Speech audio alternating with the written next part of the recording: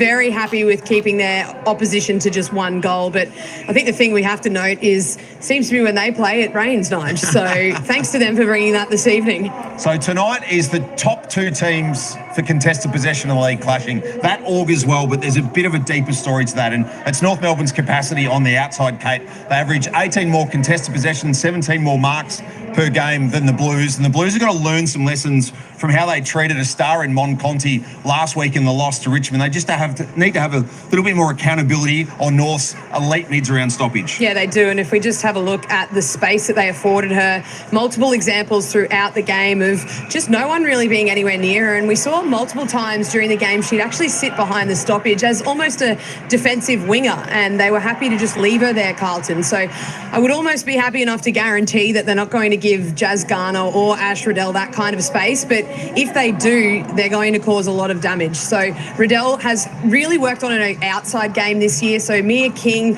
and the likes getting more of those clearances and contested possessions. So if she's going to work to the outside, they need to go with her. Yeah, Riddell, the #1 score involvement player in the league so far. Well, Carlton coach Matthew Buck, I'm sure it would have been some long opposition analysis meetings during the course of the week. He's caught up with our boundary rider, Akesh McCourt-Chut, pre-game.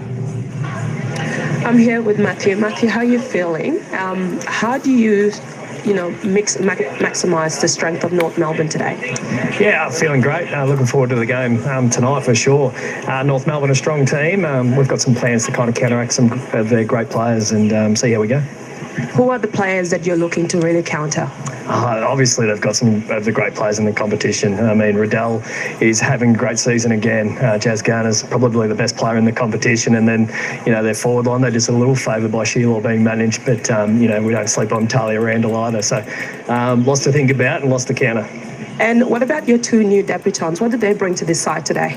Yeah, it's exciting, and that's probably what the condensed fixture's been able to give us, is an opportunity to blood some youth. So, Meg Robinson, her father-daughter, first game, it gives the group a real buzz and a bit of a sense of excitement. And then Yasmin Dersma, who got a little injury late in the pre-season, but is now back flying, and we're really happy to have her at our side because it's a great bounce off half-back.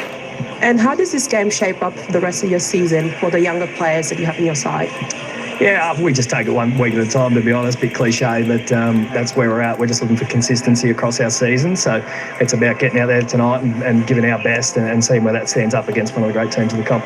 Thank you so much for being here today. Good luck with the game. So Lulu Puller and Neve Martin into the Kangaroos team tonight. It's their coach, Darren Crocker's been kind enough to join us as the squad runs out. Crockers, you return to the scene of last year's grand final. What are the things, or a standout thing, you feel like the team's improved on since grand final day last year? I think, Nige, we worked a lot during the pre-season on our ability to exit congestion and probably take away, the opposition's ability to sort of tackle us and keep the ball in tight. We want to sort of try to get the ball out and keep the ball alive a little bit more. And I think in the first 4 weeks, that's been pretty evident. And it must be nice to have the luxury of being able to rest two of your players coming up to this really... We're in a fortunate position that we've got a pretty healthy list.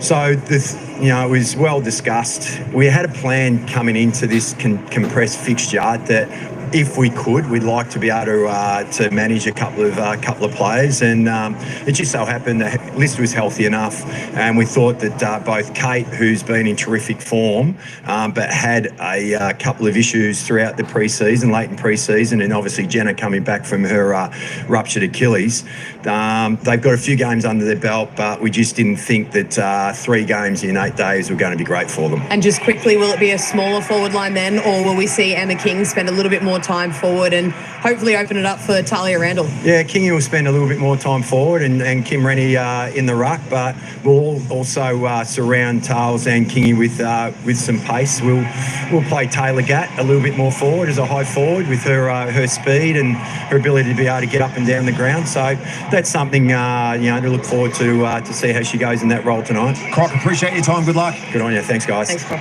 As the Blues make their way out, a couple of debutants tonight in Meg Robertson and also Yasmin Dersma, who of course played 11 games with Port Adelaide, but The Blues are having a hard time keeping the personnel they want on the park, Kate. Yeah, they are. And obviously, Karen Peterson, a big player that's missing this evening due to that injury. And they'd be disappointed, obviously, to lose their captain. But there's a whole lot that's sort of out and unavailable at the moment. Good, though, that they've been able to get back Jess Dalpos from that injury that she sustained to her ankle. Yeah, Lila Keck, the other end for the Blues. Jen Lawson Tavern amongst the emergencies. Dana Finn an injury as well. And Lulu Beattie amongst the 4 changes for the Blues tonight. So how can you state a case for Carlton to somehow find a path to victory tonight? Yeah, well, I think their contested possession numbers really jump off the page at you. They're very competitive in that area.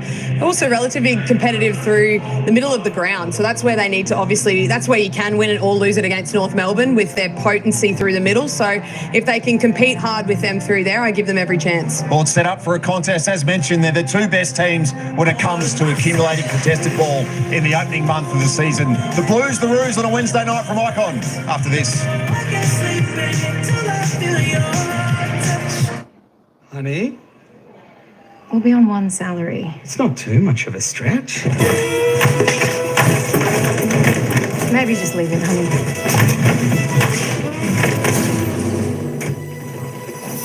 It's all right. You've got this. Let's get this cot home. We probably don't need all these baby clothes. If you need help wrangling your money, we're right there with you. NAB, more than money.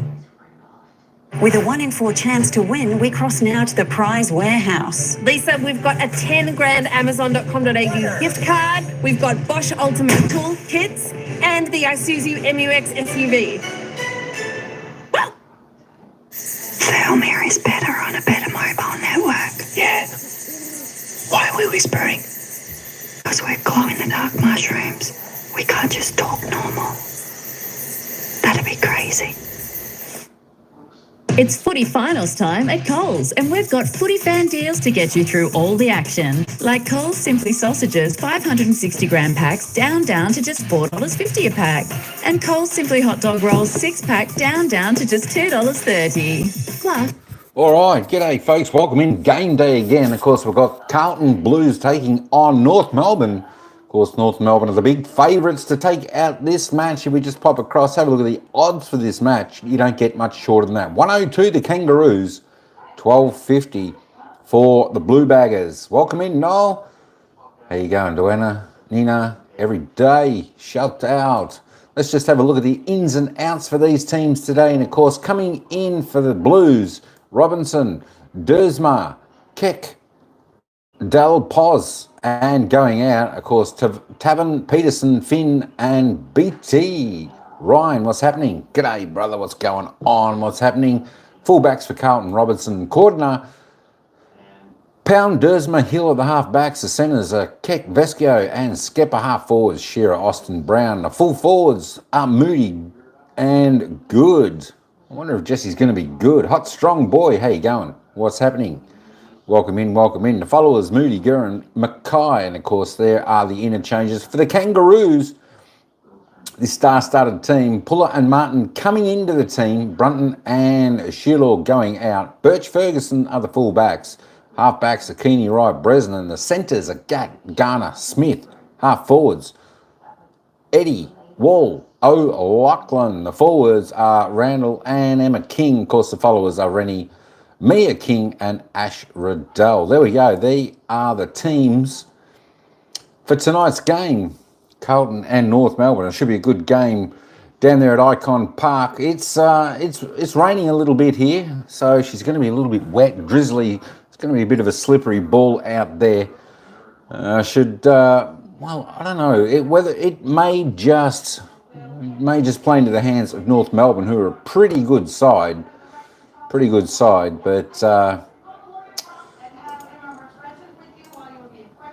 it could hold the scoring also a little bit easier for Carlton. I'm just going to try and bring up the ladder here.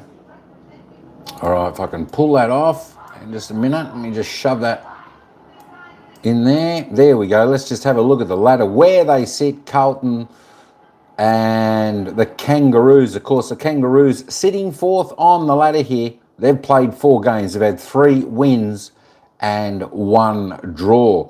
So just about the 4 for them. So they're sitting 4th on the ladder. If they win tonight, they will jump to the top of the table. They'll be leading the way, will the Kangaroos, if they win. Of course, Carlton down there sitting in 10th position.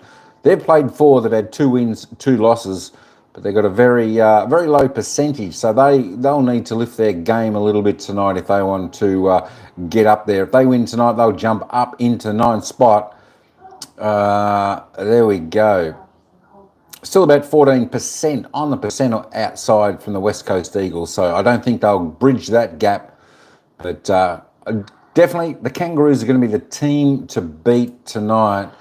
The worm not up. Let me reload that. See if the worm's up yet. There it is. And we've got that up and running. So it's not too far away, folks, for that one. Good to see everyone coming in tonight. I just put a link that I put up on the pin is just a day at the football I went to. When I went to the football, I did a little bit of a vlog on that. So if you want to check that out at any time, feel free to click on that link. And don't forget, put your vote in who you think's going to win the game tonight, North Melbourne or Carlton.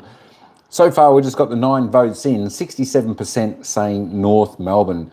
Anyway, that's enough for me from just at the moment. Let me take you down to the ground.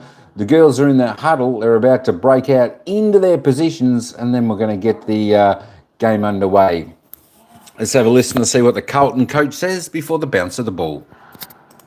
That presents itself tonight. North Melbourne are a great team. They've proven over the first month that they're probably the team to chase at the moment. So we've got our work cut out for us, but that provides a great opportunity for our young group to come up against one of the team's best. And what does your role now look like on the sideline? Yeah, a little bit different. Obviously, I'll go up into the box tonight and help out with the coaching staff, get some messages down to the girls when they need it, and I suppose in a way just be the support that they need to be, off the field as well.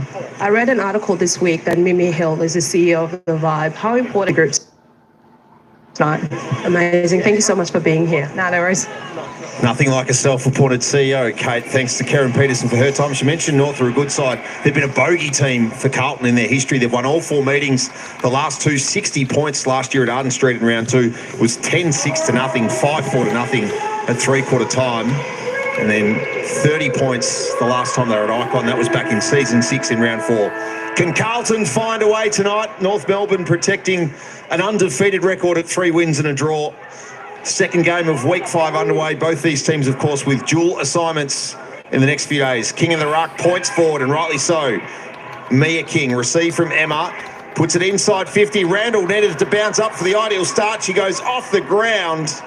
And North Melbourne have got to score inside 15 seconds, and exactly what the Blues couldn't allow North to do happens. Yeah, it was a very easy clearance out of the centre to start with. So, and again, they've missed the kick coming out of the kick out, so they've put themselves under a little bit of pressure, but worked it well. But yeah, it's that clearance game. If you're going to give North Melbourne centre clearances, they're more often than not going to make you pay. Mia King has been at her frenetic, destructive best in the opening minute as well. What a season she's having. Much in the way Maddie Newman has supported the likes of Marinoff and Hatchard in the Adelaide midfield to make that pretty much a gang of 3 now. It's very much the case with Mia King's output alongside this woman, Ash Riddell, and the other woman in shot there in Jazz Garner, who's just lurking outside the contest. Hill stripped. Roos re-enter again. Off the shins of Randall. It favours the Blues. The first game in Navy, Dersma finds a hand pass. It's Shearer, who needs to find an uncontested possession, but Bresnahan, as always, is on patrol in defence. Her kick over the head of Craven, and the lasso will favour Vesio. Yeah, and just back to your point about Mia King, Nige, I know statistically she's probably putting up better numbers this year, but I would really struggle to say that she has not been one of the most valued midfielders at North Melbourne. I know the superstars that they have through there, but the things that she does allows the other two to sort of really do their work hard. So the tackle she lays, the contested award for what she's been doing. Clearly been highly regarded internally, top 4 in their best and fairest the last 2 seasons, and body on body with McKay and trying to win the footy and emerge. And this is what Darren Crocker was lauding pre-game, their capacity now to go from end to out. It's on show as wall marks. What a welcome return she is. And she will dump this kick deep because Randall is out the back of Cordner, who got a knuckle in, flying through Eddie. We'll receive from Randall for the Roos opener. Bella's got it.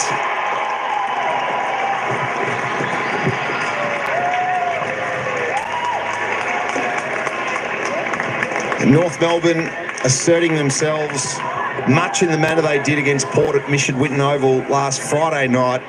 Early goals to put a space in their opposition and then control things thereafter. Eddie with her 4th of the campaign.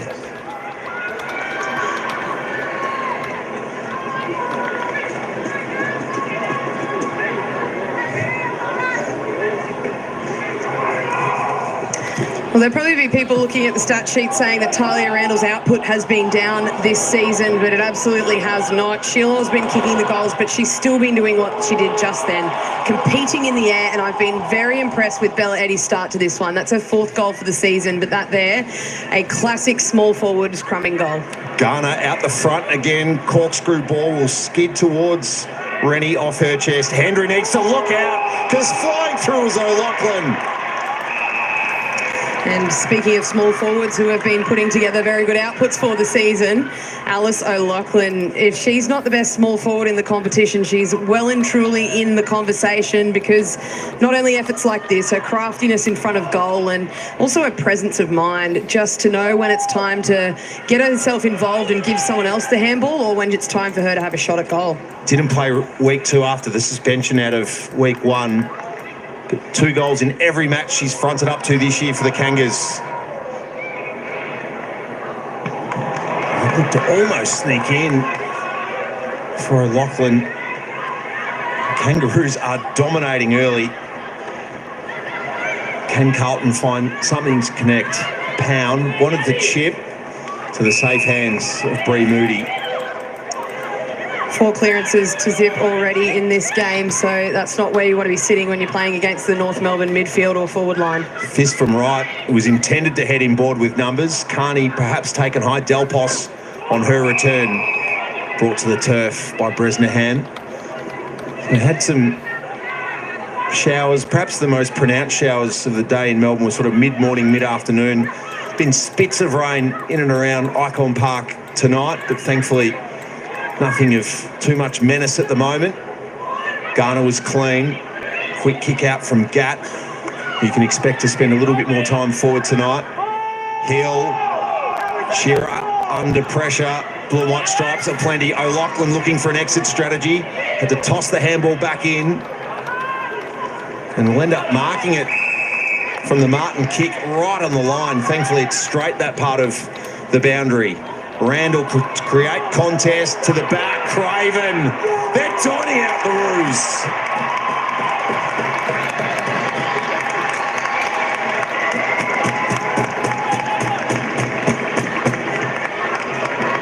An avalanche of possession, all living towards the left of screen and the legend stand end. And the Kangas have multiple avenues to goal.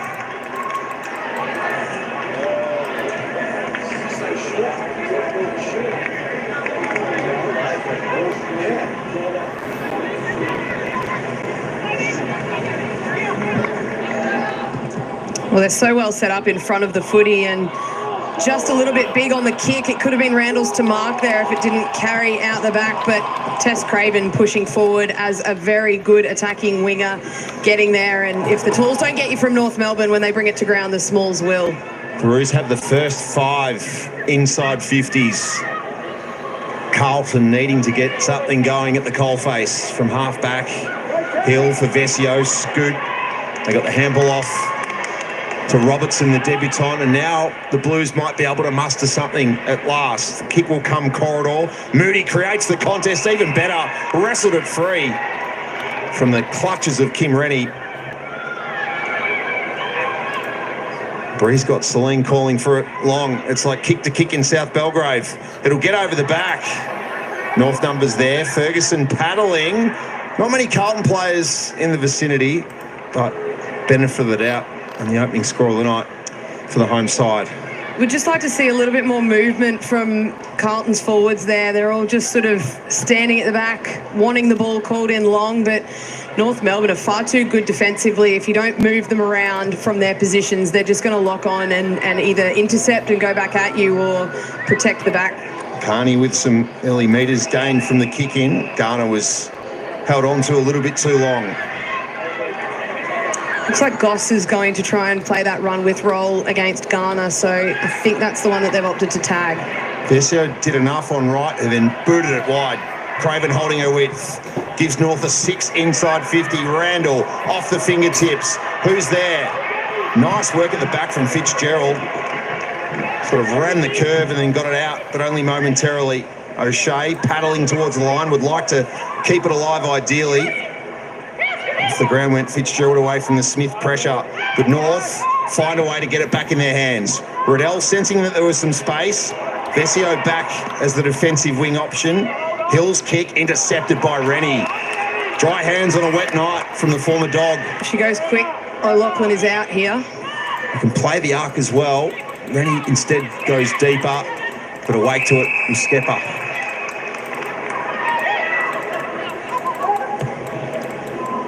Switch kick. That's a beautiful kick. Really well composed. That's a difficult one to pull off, and then straight across and straight to Vesio. Good to see Darcy heavily involved early. Carlton mess it up at the back. The wrong hands for it to be in, but Garner will have her kick chopped. And Skepper, where she had that original possession to set things up, has now got to go defensive. Smith, hand pass, Gat, back to Smith, turn of speed, chance to steady. King with 2 to beat, brings it to ground. O'Loughlin, King, Eddie thinking of a second, King thinking of a first, and the Roos third.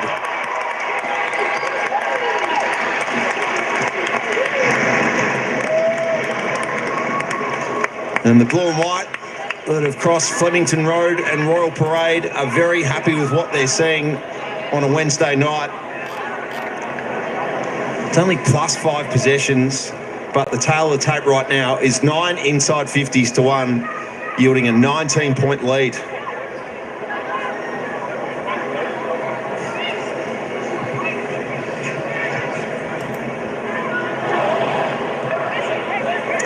Yeah, just a little bit uncomposed coming out of their defensive 50, and we know how good North Melbourne are at when they get that front half turnover going back and scoring, but it's this here that's the concern. As soon as the ball hits the ground inside their forward 50 at the moment, North Melbourne are just queuing up to score. Arguably about 2 or 3 of them could have scored that one. Eddie, an uncharacteristic fumble, but was still good enough to get back onto the footy and feed it out to King, but you just feel like if they can bring the ball to ground, it's just going to be goals all night. Number 60's first goal since last year's qualifying final. Garner, time to compose. The hand of Dersma, Wall, shuffled it out. Tripodi's kick will be a tumbler. Meeting it first, Henry. O'Loughlin to Randall. Lost the handle. All takes Pound to task. And you just see again, I know Carlton were first to the footy there, but as soon as there was another chain of handball or one got out of that sort of defensive zone, then they were just North players free. Moody with a follow-up. Smith closes down Hill. He's had 5 touches so far. Garner with a game-high 6 for the Kangaroos. Cordner in the spin cycle. Brody can't get it out. See Bella Eddie finding a position to get dangerous and make Hill accountable. Riddell pinballed. Kay stole it. Away goes Hill with some run and dare and connection. Austin, her kick off the line, spreading it wide, missing Brown. And there's Carlton's problem, trying to turn one possession into 2, 2 into 3. It was better from them, though, better movement out of their defensive half. We saw them finally get an uncontested possession up here, and Mim Hill getting around, getting the 1-2 and getting the ball back. That's the player that you want the ball in the hands in if you're a Carlton supporter. Ball off the fist of former line Puller, who's into the lineup after missing early games with a calf issue. Gearon's kick is chopped off. Puller. Deliberate 45 for Mia King, goes back to Puller. And a rare mistake from the Roos, give the Blues a bit of territory. Good crowd, largely parked in the Legend stand. If you don't own a puffer jacket in Melbourne, you've missed the brief tonight. Flicking it up. Shearer, 2-on-2, becomes a 3-on-2. Mia King, good decision. Riddell, Puller, looking inboard. It's a clever effort from O'Loughlin to try and trap it. Flicked up by Martin. Wall with power. The Blues awake to that power. It's Cordner and Shearer take it in that tackle. Just good having her first turn in the ruck of the night. Came back to her. So 21 contested possessions to 11 at the moment in the Kangaroos' favour. So just really dominant in that contested area. Fitzgerald went without it. It's just those little fumbles at the moment for the Blues. Buying some territory was Eddie. Dersma went to ground. We'll go back in after it. Good endeavour from Eddie to follow up as well. Yasmin Dersma on screen. Received her jumper from Michael Voss pre-game. He's got an association with the family, given he was an assistant coach at Port Adelaide during brother Xavier's time there. North into attack once again. Dersma fumbly. Wall throws it forward. It's skidded off the fist of Cordner. Waiting at the back, O'Loughlin. Paddles for Mia King. Riddell got away from Good to Rennie. North worked the triangle, but through the legs of Puller. Can flick it up. O'Shea elects to go off the ground and change legs in doing so. O'Loughlin can't be clean either. Greasy ball proving hard for all and sundry. It's like they're learning to eat with chopsticks at the moment. Well, if you've watched this and aren't sure why it's so fumbly, there's been a lot of rain pre-game. So I know whilst it's not raining right now, that's what's going on out there as we see Yaz Dersma's family and Harley Reid sitting in the crowd. Some handy footballers sitting up there at the moment. Zane Dersma not wearing the North Melbourne scarf. No. He's gone very neutral shade of beige. McKay to Hendry, aggressive kick. Bresnahan, who's compressed defensively, has support. Right, hot stepping via Vesio. Randall, was there a hold from Cordner? You bet there was. And you mentioned it before, Kate, Talia Randall, it hasn't been captured in the numbers, only averaging 1 mark per game, but the capacity to either create those soft drops for the Crummers or have moments like this, pivotal. Yeah, but also her ability to free up Kate Sheila. That's been the real difference. As the hold at free kick actually going to Neve Martin. So didn't quite grab that one on the replay. Who kicked 2 in week 1 against the Lions. North have 4.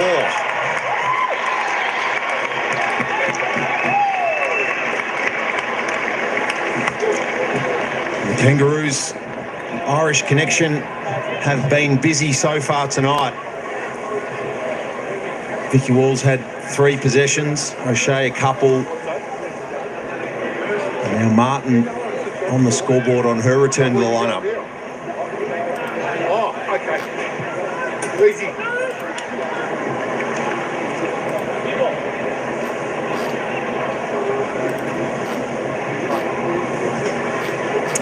Yeah, so it's just at the top of the screen there. It was a slight pull of the jumper. That's what the umpire has seen and awarded it. Was looking initially at the contest between Cordner and Randall and was as confused as Harriet Cordner looked just there, but it actually wasn't against her. It was the other direction against Yaz Dersma. It's someone else's parking fine to pay Harriet. Carlton, a rare first possession clearance. Can they turn that into something more meaningful? Free kick will help.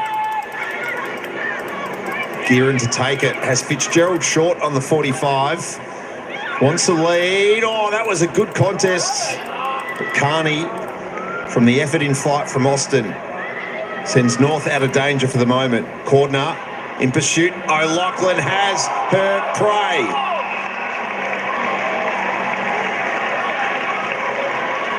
Averages 5 tackles a game, and those tackles are normally sticking.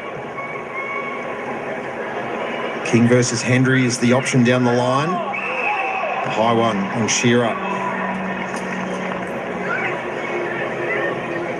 All-Australian squad member last year. Shearer will breach half forward and more as Good gets the free. Carlton's tools working in tandem. It's got Fitzgerald feeding for the hand pass, but heads into attack. Right, knocked it away. Del Pos, opportunity, goes begging. O'Shea to Bresnahan. Trying to trap it was O'Loughlin, but all that did was allow it to come up for Good. Right, got a fist on it. Del Pos, another miss.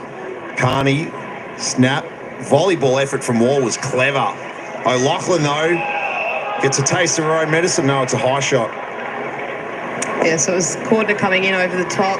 Gab Pound had made the initial tackle, and then Cordner came in a little bit clumsily and got O'Loughlin high. That was an important free kick for North because there was a bit of kick-to-kick just going back and forth on the same line.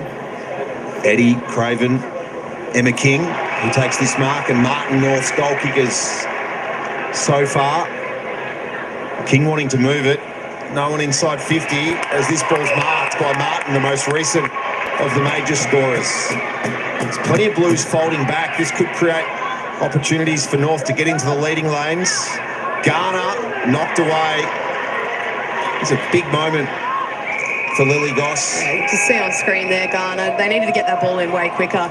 They'd have the overlap. That was a beautiful kick through, really cleared all the congestion, and then Martin just needed to roll and go. Garner was one out in the square, and geez, as a defender, there wouldn't be many that would be comfortable if they were one out in the square with Jazz Garner. O'Loughlin spun towards the goals. It's scooped up. Garner went without it. It might come to her anyway. Trap. Gat. Eddie for her second on the line. Good was the exact right player Carlton needed there. Concern is the space at the back of the stoppage, really, at the moment. Every time that they feed one handball towards the back of the stoppage, the Kangaroos, they then have a second or third option and can just chain handballs together until there's space for one that wants to take the kick forward. Andrew to skip up. Numbers down the line for the Blues. It gets through all of them. Paddling was Austin. Didn't put a meaningful boot on it, though. Carney could sense the Del Pos tackle and was happy to oblige. Emma Carney, the 8-time All-Australian, turned 34 yesterday, playing her 79th match of AFLW tonight. Living and breathing footy, given her development coaching role at North Melbourne. Paddled by Skepper Hill. The kick was touched, as you can hear, off Carney's boot. Fitzgerald. Carney causing chaos. O'Loughlin. Emma's on again here. And it'll come to her. Flicks it forward. So clever. And look at the space now. Emma King can trap.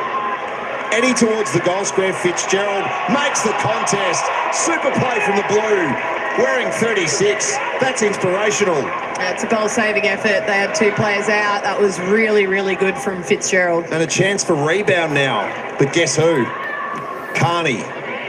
Fourth touch inside 60 seconds. Dersma goes back after it. Tries to run through two roos.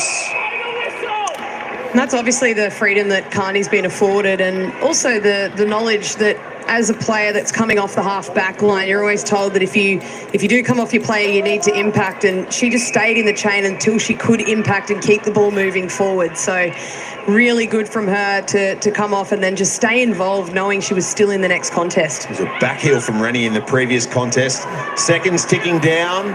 O'Loughlin, Wall. Crowd were calling for the three. Pound doesn't agree. Vicky Wall will take the final kick of the opening quarter to really ram home the advantage. 8-9 in her AFLW career.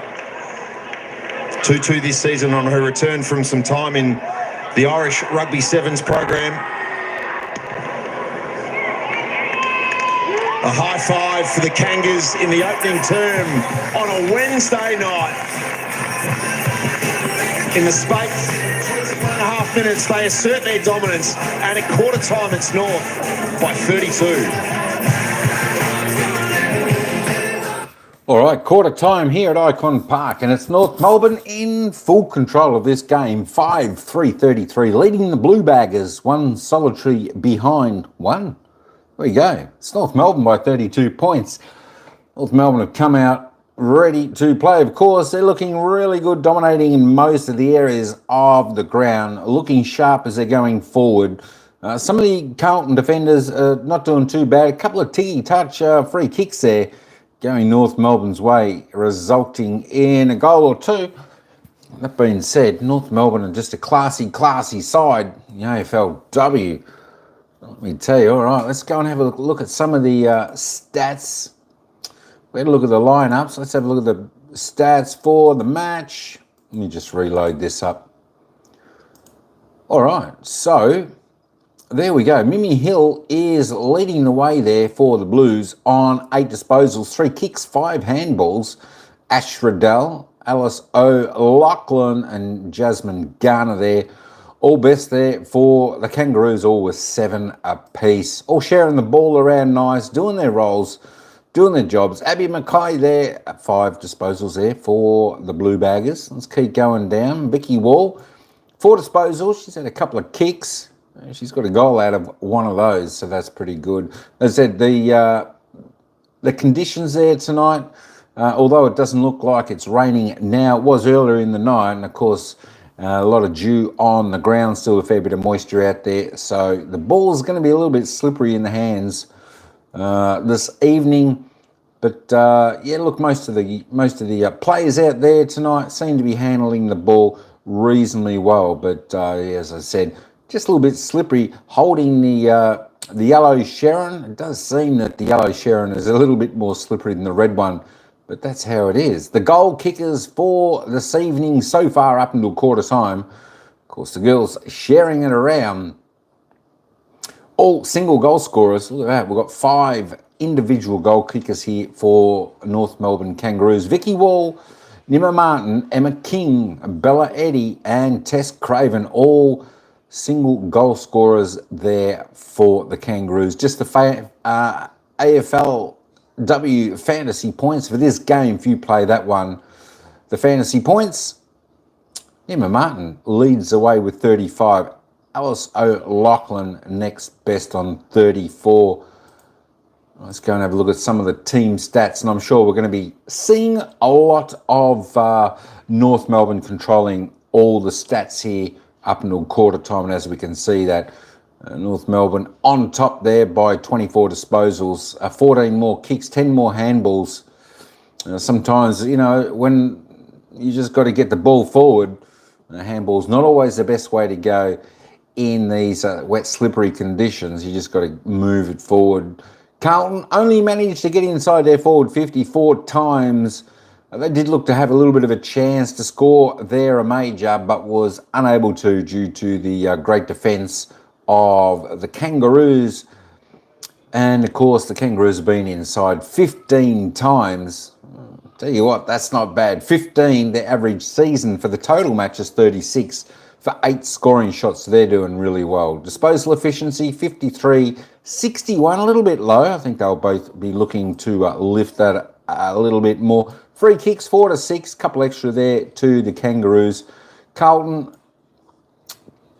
in front on the hit-outs just by 2, 10 to 8. Of course, the clearances, North Melbourne well on top there, 10 to 5. Centre clearances, well, pretty even, 2 to 3. Contested possessions, uncontested, all going North's way. Turnover, both having pretty similar turnovers with the ball a little bit dewy, etc. Carlton taking the grabs a little bit better, 9 to 6. Let's just have a look at the tackles. Both teams tackling pretty well tonight, bringing their defence into play. But North Melbourne have had the 5 inside 50 tackles. All right, folks, let's get back down to the ground. Let me just swirl this back up to the top, set that back up there, ready for next one. And let's head down to the ground, and they will take us into the second quarter, whereas North Melbourne by 32 points. Sakesh, it's well noted. That's the most metres gained of any North player tonight, Kate. So if we're mapping her game, she's pretty much got a licence to play anywhere in the front 2/3 of the ground. She does, but she also is able to spend time close to home and really get to the feet of her tools. She's that link player, really, getting up the ground, but then also got so much speed, and she's very dynamic with the football as well. So she can burn you one way, but then get you running back towards goal as well. Work to do for Matthew Buck's side. 32 points adrift to start the second. Emma King taking her turn in the ruck.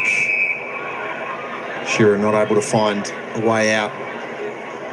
North starting with Lachlan coming up as that high forward. Garner turned into Jess Gooden, feeling her face and neck a little bit after the contest. McKay's hand pass went backwards and straight to O'Loughlin, who's now got a pound for company. Still, Jazz Garner looking a little bit impacted from that previous incident. Flicked out by the hand of Good. Hill, surrounded by Ruse. Is there a structural change for Carlton, Kate? Still running with that role that Goss has got on Garner. It's not so much the damage she's doing at stoppage, though. It's she's completely just losing her in the next phase of play. So even here, look at the ball here. It's stopped, and then Garner ducks out the back, and Goss has still got her eyes on the footy. Hill for Skepper. Blues into attack first in the second. Got through the hands of Austin. Down low was right. Bree Moody trying to bundle O'Shea out of the way. Got it back from Del Pos. Went back to Skepper. Was a good pick-up. Screws the kick on the left. Vesio. Familiar territory. Smith. Tackle from Gearan. Hand pass from Tripodi at the right time to the composed, calm and collected Carney to find Gat, who's got her supporters in the legend stand. Carney to Wall and the Ruse into open play. Gat and O'Shea both present. O'Shea traps back to Carney, putting on a track meet at the moment. Randall in front of Pound, brings it to the deck. Mia King.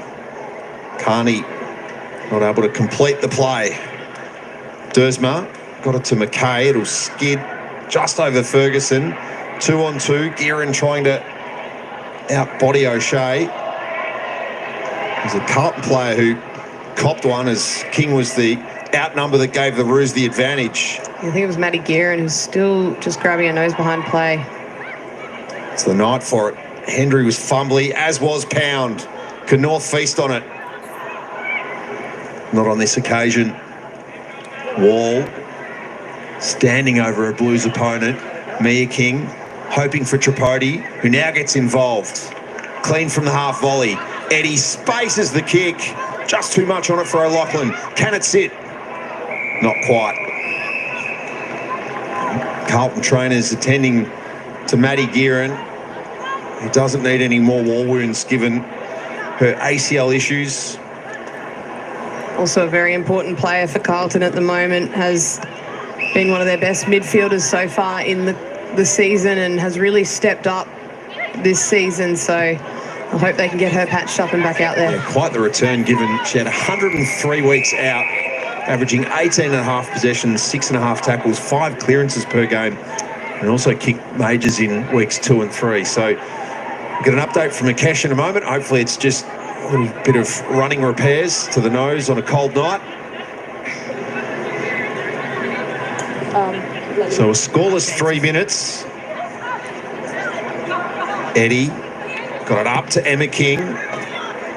Randall's trapped behind on this occasion, but body caught her out of it and then couldn't quite pull off the acrobatics.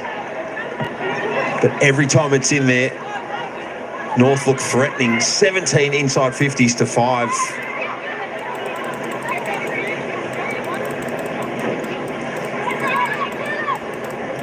Eddie's on the move at the stoppage. Tripodi went to ground, pushed it out. Eddie fumbled it to Garner. Thumping fist from Cordner. Good. Skepper on the end of the Shearer hand pass. And look at the pressure from Craven. Just wanting more.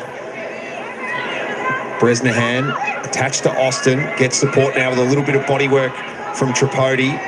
Bresnahan not taken high by Skepper's obscured shot of Maddie Gearan attending to the nose. Better start from Carlton, though, in this second term. They've been able to pressure the ball, carry a little bit more. We saw on that passage of play previously in the first term, as soon as that ball spilled out the back, there would have been North Melbourne players free, but they were able to pressure from the front and then force the boundary throw in. Tripodi at the back. O'Loughlin took Hendry to the contest and then tried to sneak away. Pound following her Gat. Be careful not to drag it in and concede a free. Wall lurking. King not able to spin her way free. Garner 8, Carney 8, O'Loughlin, Eddie, Riddell with 7 apiece. Ash Riddell having a break on the bench at the moment. McKay did well to nick it off Randall. O'Shea, no push against her opposing 14, and Anthony, and dashes away through the feet of Cordner Wall, thinking about winding up and going off the ground. Dersma takes the sanctuary of the line.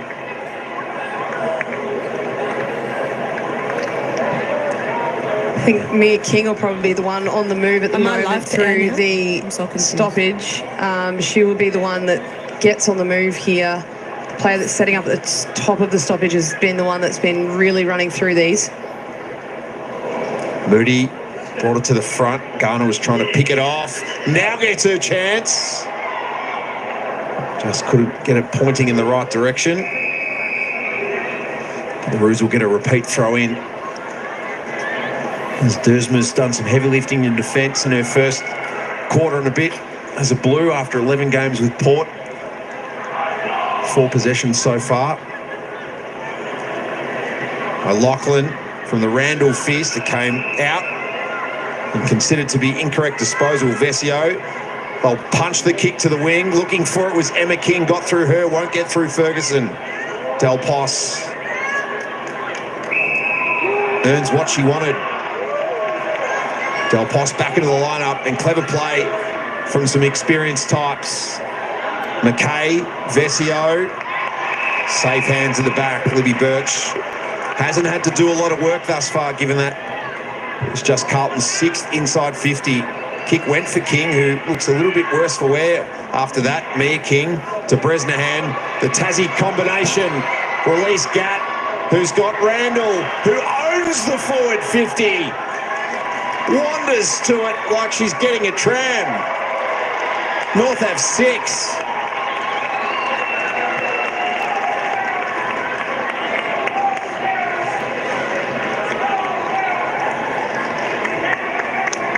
And the good teams, that they'll bring you up and expose you out the back. Talia Randall, who's been standing under high balls all night, gets an easy one to open North's scoring account in the second.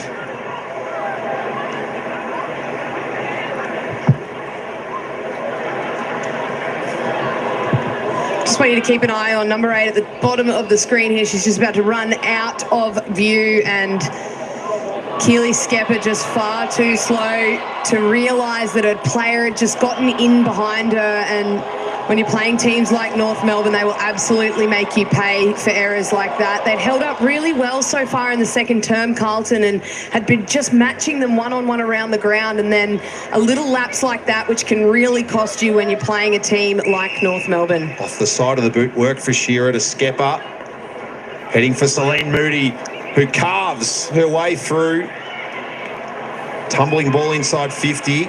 Smith on hands and knees. Riddell back into the action. So, Coach K, what's the teaching point for Skepper out of that edit? Well, it's blocking, it's getting your arms up, it's making the player work through some bumper bars so that, one, you get to test them and see if they're really willing to work hard to get the space out the back, or two, you just hold them up for a little bit and they might not be on, so then the kick can go long down the line and you can get some defensive work set up. So even though the ball's lurking around Carlton's forward 50, given the state of the game, she's better off being on the other side. It's got to be goal side. Yeah, your winger has to be goal side.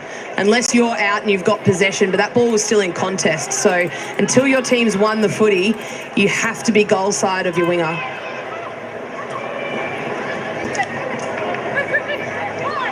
Spitting through was Keck in the long sleeves. Ends up as the tackler and, in the end, pusher of O'Shea. Carlton have got the 2 highest possession getters on the ground tonight in McKay and Hill. They'd love them to get some more ball in this part of the ground. Anthony, Roosie got the 2-on-1, now a 3 with Carney, paddling at free. Ferguson, Smith, one-hander almost from O'Loughlin, pulling out party tricks. Fitzgerald, Pounds, 2 opportunities for one in the back. B in the multiple choice question was the correct answer.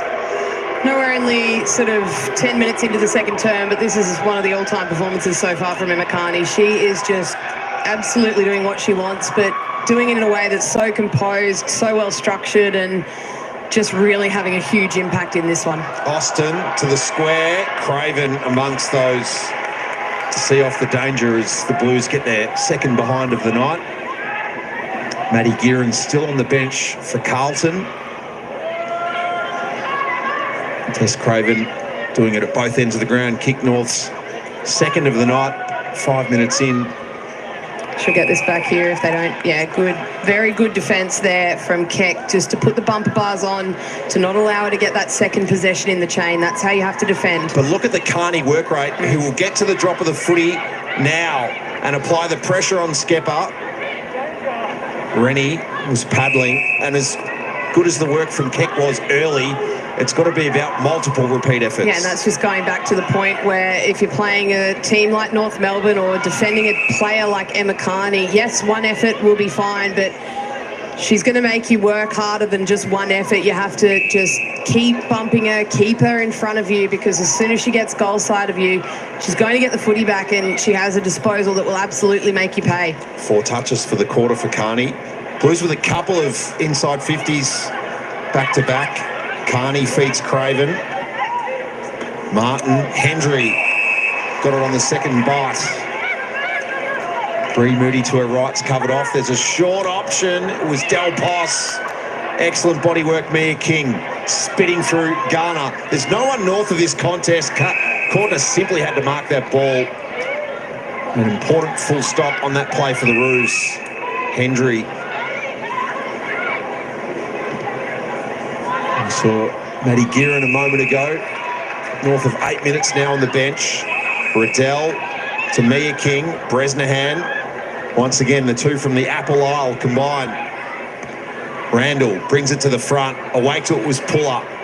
On the left, dealt with as she kicked by Goss, and that generates the turnover for Fitzgerald. For Anthony. Keep moving it wide. O'Loughlin awake to the fact Pound was the receive option. Vesio against Smith. Smith outpoints Darcy. And O'Shea arrogantly slides past Vesio. Knocked away by Hill. Gat. Mia King, centre of the ground. Cordner, here comes Randall. Knocked it down. Through O'Loughlin. Good stretch down to get it. Hot potato for Gab Pound. Blast kick, Ferguson trying to keep it in front of her. Tackle Tani Brown again. It's the Roos with the numbers at all points of the compass. Rennie received from Riddell. Smith. O'Shea, it was wide. And again, O'Shea's happy to go off the ground and take ground. Gat picks it up. Pound for company now. Did well to change hands, and suddenly it works for Wall, who gives to O'Loughlin, who can go back to Vicky. Already got one, looking to pick it up, does now. They create the overlap. Martin, is she the last part of the puzzle? Well, she was, but in the end it's 1 rather than 6. So margin 38 was 32 at quarter time. Let's have a look at this. So that's Randall coming off her direct opponent just to get that to ground, make it a contest. If she's not able to get there with the desperation of the fist, that's Cordner's intercept mark, and Carlton are going back at them. So I know we've talked about how good she's been without really troubling the scoreboard or putting the stats together, but sometimes it's not all about stats football. Sometimes it's about doing those things like that that keep your team in it. 3 touches and 1-1 does not tell the story of Talia Randall's influence. And it's on show again here. Look at the pressure. And Carlton's best mids in Hill. North keep it alive. Riddell, good. Martin inserted herself. Randall again. This is what Darren Crocker spoke about pre-game. They want the ball in constant motion. Tripodi. Martin somehow found a way out and popped it over the head of Fitzgerald, whose last line defence was crucial. Well, I don't think she's just saved a goal there, Fitzgerald. I think she's potentially saved goal of the year, because that was an incredible work from Neve Martin. She's had the jumper pulled. She's halfway down to being tackled, throws it on the boot, and then is able to get it through the goal square. That's incredible, but unfortunately it's the best behind we've seen. So can the Blues get something going from the back with inside 3 minutes left in the half?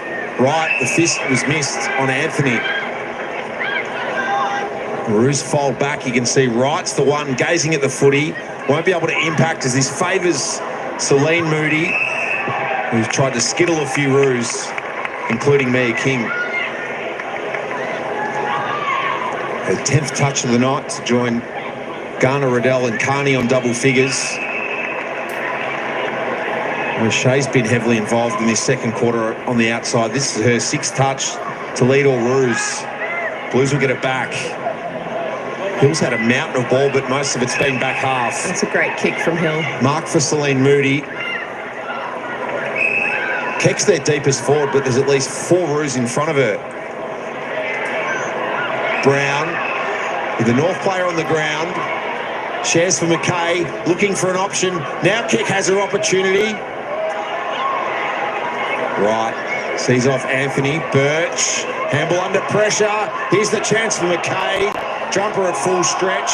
Riddell, Carlton seeking their first. Celine Moody winds up on the right.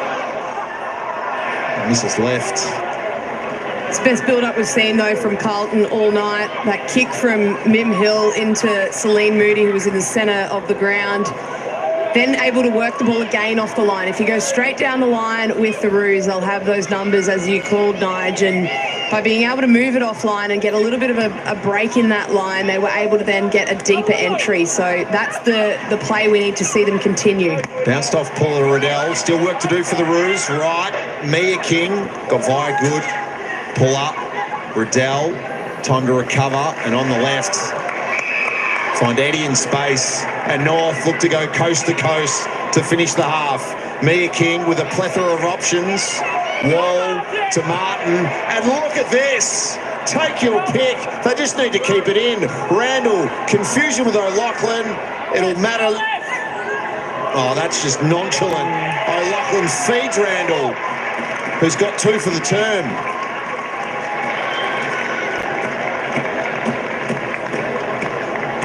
Well, the behind-the-goals vision of such a play would tell quite the story, as somehow Talia Randall and Alice O'Loughlin could raffle that one. How does this happen, Kate? Well, it's a complete defensive breakdown, really. This is one that Matthew Buck will not be happy with. When you can have 2 forwards that have pretty much decided to raffle it, then almost make a meal of it, but that's a 4-on-1. That's just not good enough from a defensive work rate perspective when you've got 3-4 players working harder than any one of your defenders. That's pretty poor from Carlton. They won't be happy with that at all. How does a youngish team find that balance between come forward defence but not getting done out the back? Well, it wasn't that. It was more that the ball had gone inside their forward 50 and then they hadn't set up behind it. So as soon as North Melbourne won it back, Riddell sort of got a couple of handballs out, and then there was just no defensive slide, none whatsoever. So as soon as the ball got into a North Melbourne hand, if they broke that first line, there was no one in behind to cover. Shearer and Skepper have combined several times tonight. Bree Moody.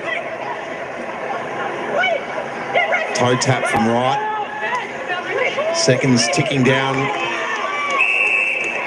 And the Blues are likely to be not denied a chance to kick a goal in the opening half. After being held goalless for the first time in their AFLW history last week here against the Tigers, a better second term from the Blues. Possession largely even, inside 50s even at 8 apiece. But Talia Randall with goals at the 7 and 17 minute mark extend North's lead from 32 at quarter time to 44 at the half. It'd be interesting to see the approach that Matthew Buck takes at half time, because up until that last goal, they've been relatively competitive in this second term. But if I was the coach of the Carlton Football Club at the moment, I saw that sort of defensive effort going into half time, it'd probably sort of make you think, okay, is this where we need to sort of give them a little bit of a stern warning and a stern talking to get this effort up? Roos are happy. They're 44 points up at the half. Akesh is with the 6-time All-Australian, Jazz Garner. Jazz, what an amazing start. What do you put that start down to? I think it's to be able to play our footy. Obviously, slippery conditions, trying to get territory, get the ball in our front half and keep it there. You're playing that game like it's wet, it's dry, wet the footy. What are you going to do in the second half? Yeah, just keep trying to play our way. I think we've had a few wet games now, so just adapting to that and, yeah, trying to play our front half footy. Good luck in the second half. Thank you. Wet, dry, it matters little for those in royal blue and white. North Melbourne, 44 points up at the half. We'll tell you why after this. All right, half-time. Commentators will be back not too far away, folks, but North Melbourne leading the way and doing it very comfortably here, 7-5-47, leading the Blue Baggers, just a 3 behind, 3 points. Well, I will say that was a much better quarter from Carlton. They showed a little bit more life. They showed a little bit more grunt going forward. They looked a lot better in that area. Most of their defence was reasonably good, apart from, you know what, they just let North Melbourne in a couple of times there, where there was just no one back there for the Blues. And, of course, North Melbourne, well, they had 2 to 3 players spare running onto the ball into big open wide space there and got those couple of goals easy. So that'll be well talked about, I would imagine, in the Carlton change rooms at half-time break now. But that being said, you know, North Melbourne, they only put on 2 goals too in that second quarter. Carlton just the 2 behinds. Still, North Melbourne, they just look good. They just look good. Can North Melbourne extend their lead in the second half, or can Carlton peg away at that lead and make a little bit of a comeback? We'll have to just wait and see. Won't be too far away before the commentators come back. Let's just go and have a little bit of a look at the stats. Abby Mackay there for Carlton, leading the way with 16 disposals. Nice effort. 6 kicks, 10 handballs, 7 tackles. She's doing a good job out there for Carlton. Ash Riddle is leading the way there for the Kangaroos. Of course, North Melbourne with 13 disposals, 6 kicks, 7 handballs, 1 mark, 5 tackles. Mia King and Mimi Hill next best on the ground with 12. Let's roll down the stats. Then we'll pop on up and we'll have a look at the goal scorers. Who's scoring all the goals in tonight's match? I think we've already got one player there who has kicked multiple goals there. I think that's Talia Randall. We'll go back and check that out in just a moment. So there are your player stats. Looks like everyone's been on the ground now. For the teams, let's just pop back up and have a look at the goal scorers now. Who's scoring all the majors? Of course, Talia Randall there is the only multiple goal scorer on the ground tonight for North Melbourne. She's got 2, and of course, Vicky Wall, Nima Martin, Emma King, Bella Eddy and Tess Craven are the other players there for North Melbourne with single goals. Let's just have a little bit of a look at some of these team stats. North Melbourne getting away a little bit there, 35 disposals leading the way. The kicks, well, there's still only about that 13, is roughly the same margin at quarter time to half time. 22 more handballs. Inside 50s, evened it out a little bit more in that quarter. Carlton up to 12 there, now just with the 3 scoring shots. But North Melbourne still looking good, pretty dangerous when they're going inside their forward 50. 23 times for 12 scoring shots. Both teams' efficiency have picked up 61, 66% there. So that's quite nice and good to see. 10 to 8 in the free kick department. Carlton just a couple of extras. North Melbourne now leading the way in the hit-out department, 19 to 13 clearances. It's Carlton by 3. Centre clearance, stoppage clearances, only 1 and 2, the difference there, so not much with that one. There we go, contested, uncontested, still up.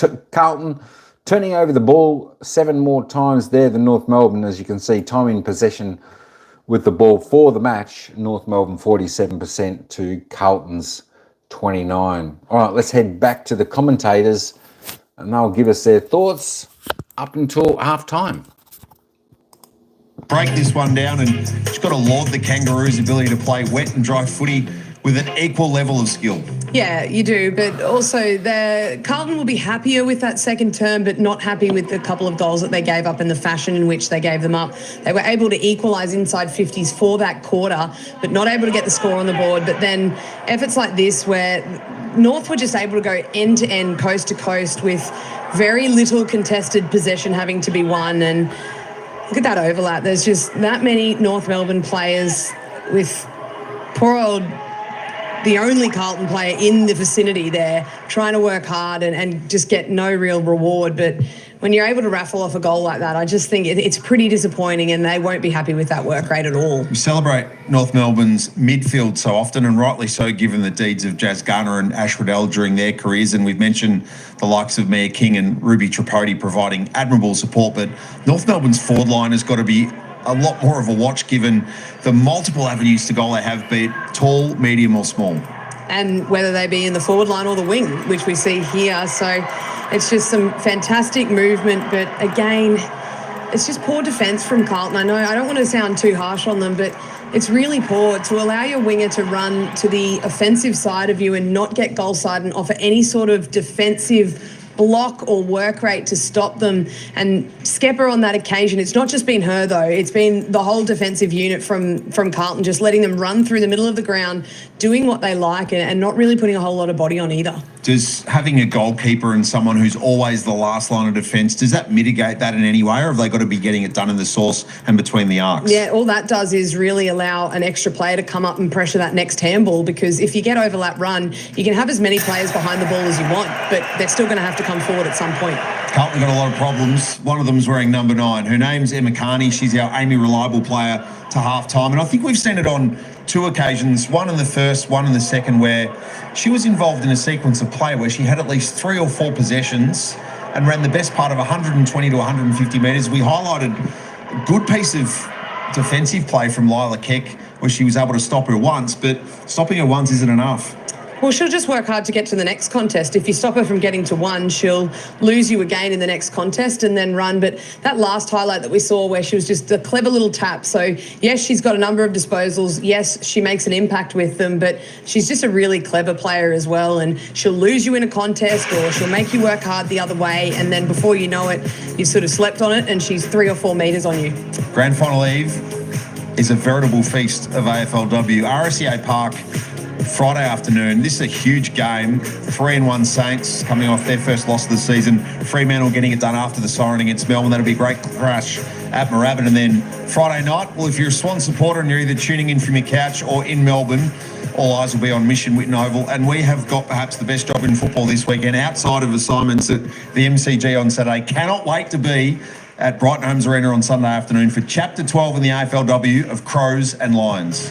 And it is a very long rivalry that those two teams have with each other, dating all the way back to the very first AFLW Grand Final. The Lions having won the last 4, the Crows will be looking to get one back on them come Sunday afternoon. Half-time here in Game 2 of Week 5, North by 45. See you for the third after this.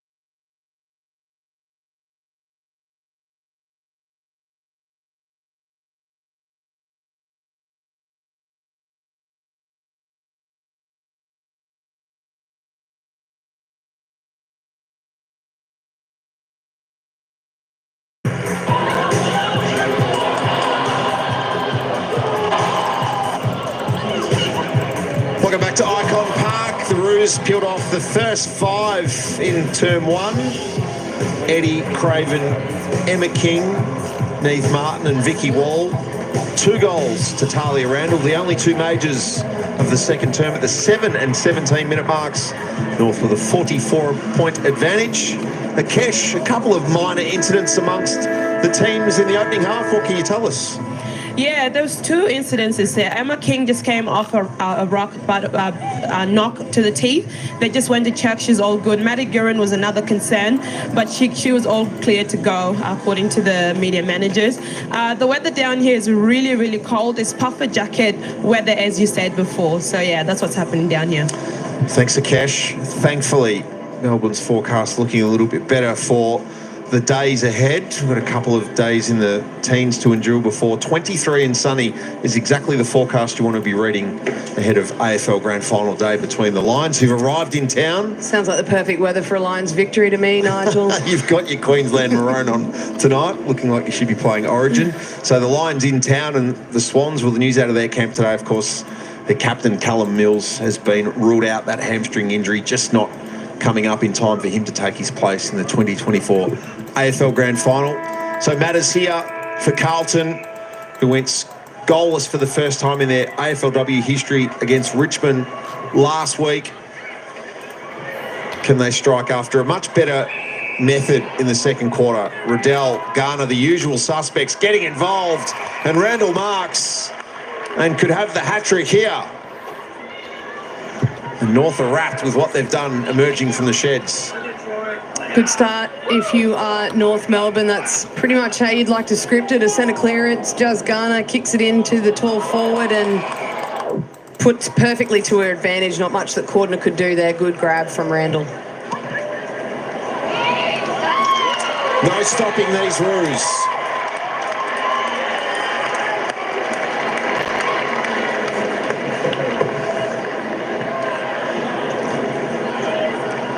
Talia Randall, hard to believe, did not kick a goal in her first 30 AFLW games.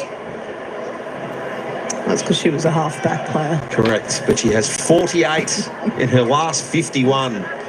She has been well repurposed.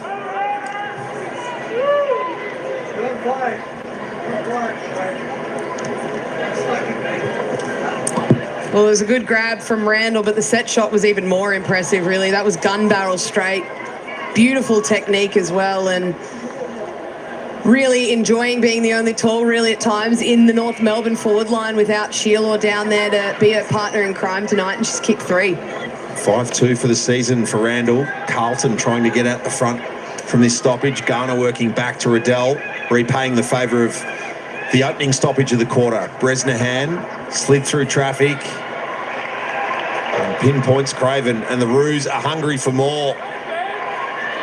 Birch wedges one. Martin in acres of space, as is Riddell, who's run from half back for that receive. In motion, Garner. Easy pickings for Jazzy, who just protected the drop zone from Goss. So Ash Riddell started in the centre clearance with a Carlton player right next to her, and there's been about 3 marks taken, and she's ended up in the forward 50 with no one anywhere near her. So she's working through the middle of the ground at the moment and just completely slips out the back. It's a tale of 2 GPSs at the moment between the sides. Garner maintains the rage.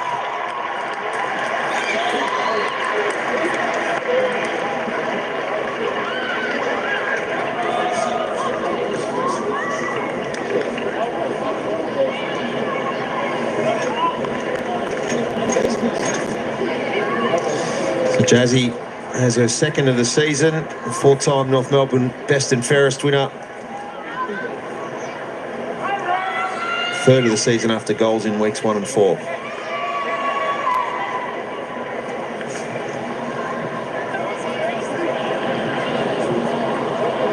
So as I said, this is by no means at Carlton's defenders, because they just had to pick up 5, 6, 7 players that are inside the forward 50 that haven't been defended by their midfield or their forwards coming up to take half back. So We have a look here. There's a little bit of a rehearsed celebration from Jazz Garner here, I think with Kim Rennie.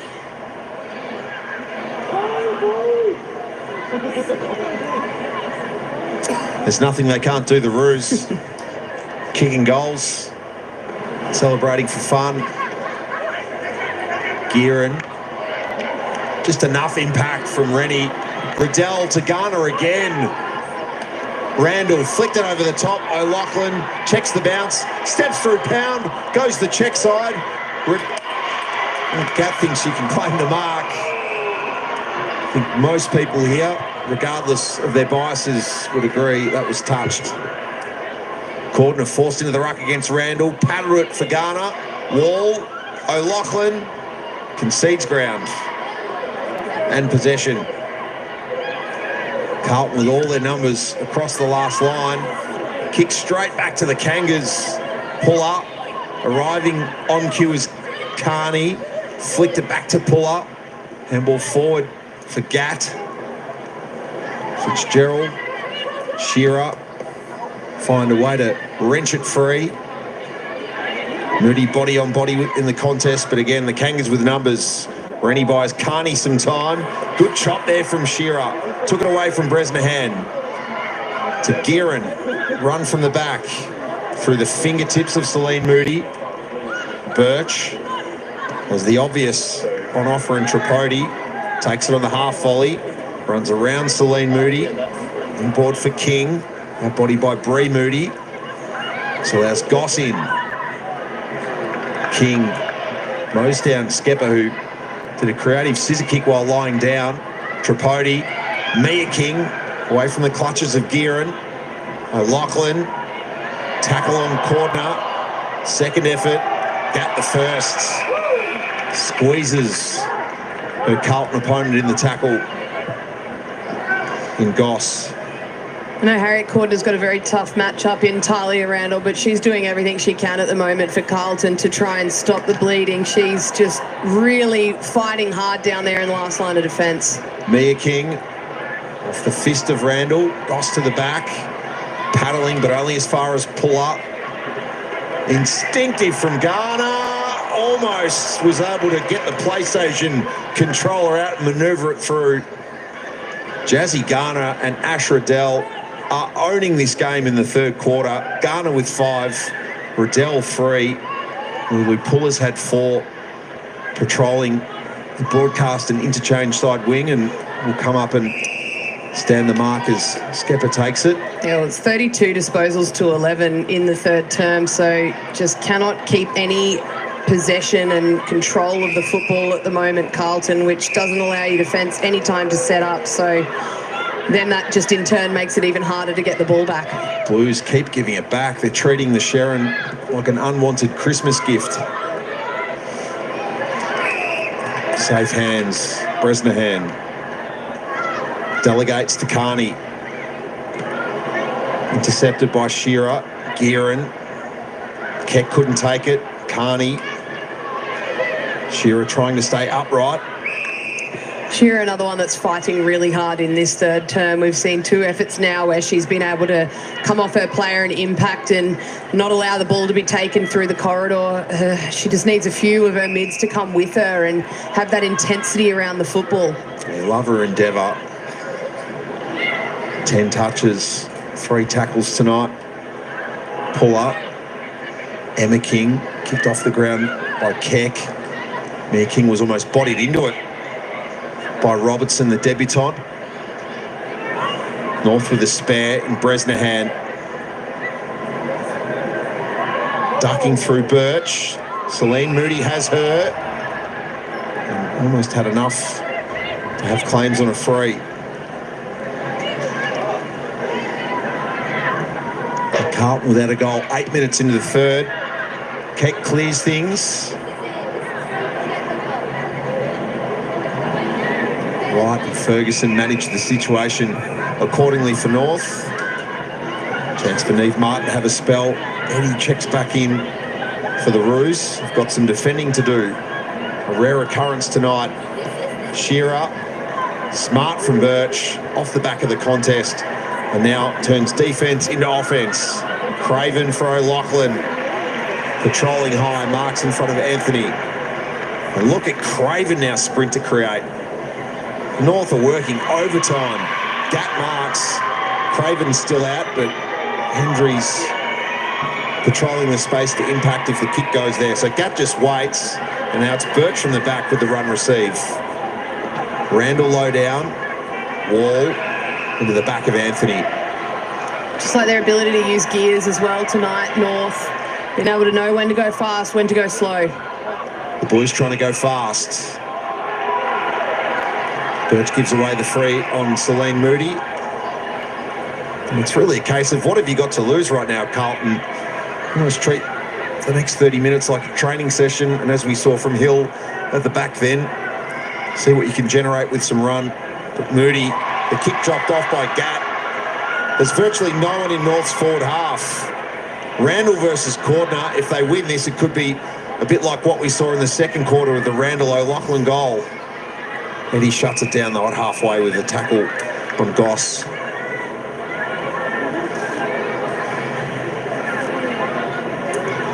Two goals in the quarter so far. Randall's third, Garner's first. Have extended North's lead from 44 to 57. It was 32 at quarter time. Shuffled out by Celine Moody to Shearer. Bree Moody channeling goals of the year past. Carlton into attack. North have got numbers. Outside of the boot to try and favour Garner, who again works away free of goal. Paddles for an option. Shearer kicked into Craven after the receive from Robertson, and North looked to counterpunch. Riddell to Craven for Gat. Out everywhere here on the open side. Wall short. Arches the back, puts the head down to try and run past Hendry, who did well, but missed a support option. Gat considers the hand pass, elects to kick just over the head of O'Loughlin, and Gat Pound with the intercept in game 67. Good work rate from Del Pos, who was involved in that forward sequence inside a minute ago. Fitzgerald, Vesio. Just need to play some control here. North are very well set up behind the ball, as they have been all evening. Wasn't really a long down the line. Lost it by Birch. McKay got it down the line, but mark wasn't completed by Robertson, who gets a welcome to AFLW via Ferguson. Just having a look, and the entire night they've been happy to just allow North Melbourne to have a +1 defensively, and when you've had such little inside 50s, you really need to look at equalising. So at the moment it's 29 inside 50s to 15. You're not getting any purchase out of those 15 inside 50s. You're yet to score a goal. I would love to see them just equalise and have equal numbers ahead of the ball to give their forwards a chance, rather than just allowing North Melbourne, who love allowing or getting that +1 and then just all zoning off accordingly. Inside 50, 6-3 for the quarter to North, who've kicked 2-1 to nothing. Vesio pushed under it. Advantage at work for Carlton here, but Brown will send it back to Darcy. Most games and goals for Carlton at AFLW level, match 73 tonight for the 31-year-old.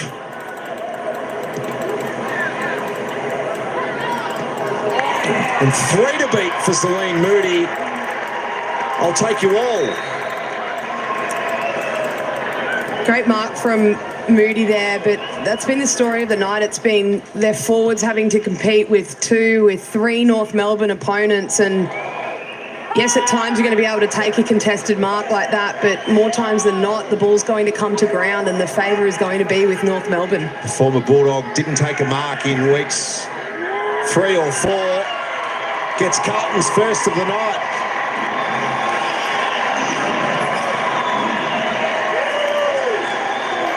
Something for the Baggers.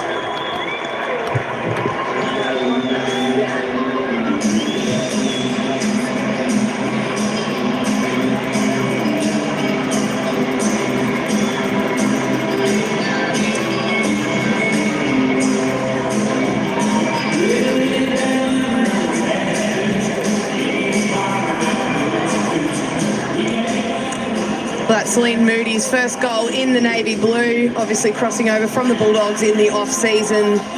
Really good contested grab from her.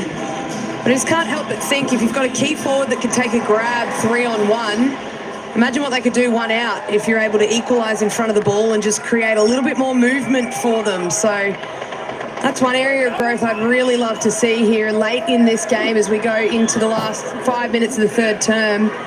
Get equal numbers ahead of the ball. Don't allow North to have a +1. Carlton's first goal since Tani Brown kicked their fourth at the 7-minute mark of the third quarter 11 days ago in their win over the Cats, who they kept scoreless that afternoon. Concern, I think, for Abby McKay, who's gone down. I think it's McKay just at the back of the stoppage, so a bit proppy on that. The trainer and the doctor went straight out. Hobbling towards the bench. Get an update from Mikesh on her condition shortly. Tangle of feet amongst Riddell. Will flick up hand pass O'Loughlin. Somehow out of traffic went Tripodi, and North away again. Looking to answer back after conceding their first goal of the night. Gat has O'Loughlin on. O'Loughlin now back to Gat. Under pressure immediately was King. Good pressure from Robertson. Nick Robinson, second father-daughter pick alongside Abby McKay for the Blues. Pick 31 in last year's draft from Berwick and the Dandenong under-18s. For a kick to the visitors and Tripodi. Dual best and fairest winner in the VFLW with Williamstown puts North into attack. Randall looking for 4. Eddie, snap for her second of the night. Nice.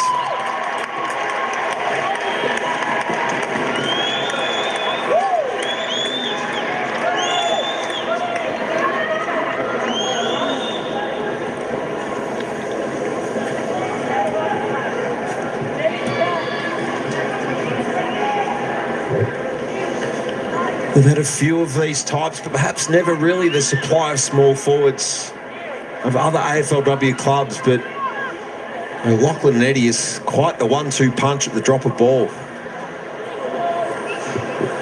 Well, it's that kick from Tripodi in her 14th game of football at AFLW level. We talk about forwards moving and them needing to present to you. Just that time, that was the kick that drew the lead. She put it straight out in front of Randall. Randall, therefore, had to lead to where the kick went to. Then that just gives your smalls an idea of where the ball's going to go. As soon as you see a tall start to move, you know that that's where you need to get to the feet of, and that's what that allowed the smalls of North to do. But I just wanted to give a really big shout out to Tripodi, who's just been developing and improving in her career so far, and this year's been a very good season for her. The Kangas have been predictable everywhere. Cordner under pressure. As soon as she received Garner the tackle, Shearer to Hill. Skepper could go back to Shearer, instead kicked. O'Shea in the contest against Brown, taken down Shearer by the O'Shea tackle. Good work rate being displayed from the Blues number 25, her 8th touch of the quarter, equal to Mia King and Ash Riddell for the most in term 3. 2.5 minutes to play in term 3. Cash, what can you tell us on the condition of Abby McKay? Yeah, no, she just came off straight on the hands of the physios, and it just looks like her lower legs, and they're just looking at it right now. I'll have more updates for you soon. So free kick to North. Riddell didn't want the advantage when she realised what was attached to it. Garner went back to Mia King. Hill was going to turn over at halfway, and Akani reading this game like no one else. Her 7th of the third is effective to Riddell. Ash Riddell for a 10th possession. Creates a 1-2 with O'Shea. Wall, Randall at the back. Anthony came through her legs. Gat, Martin and Wall both went for the Shepherd. Along the ground, Wall to O'Loughlin, to Eddie, back to Wall. Now to Gat. In comes Wall, goes low and hard. Eddie, hand in from the industrious Shearer. who's desperately tried to set the tone with her work rate in the third. Ash Riddell, 12 disposals for the term. That's in 19 minutes of football. She's had 12 touches. Make that 13 touches of the ball. Will not want the third quarter to end. The Flying O'Shea. Randall versus Cordner. Cordner wins that one-on-one. Runs into wall. Has to kick it over hands. Gatt outpoints Anthony. Riddell, a mountain of footy in the third. Gets creative again. Look at the launch from Bree Moody. Dersma will be rewarded for that tackle as soon as O'Loughlin got it. Done a better job of closing down Alice O'Loughlin in the third, Carlton, but they had to. She was a raging inferno in the opening half. Run from Hendry. Hill, but just coughs it up. Gearin, look out. 3 roos around her. Mia King. Coming through is Smith. Dersma's desperate.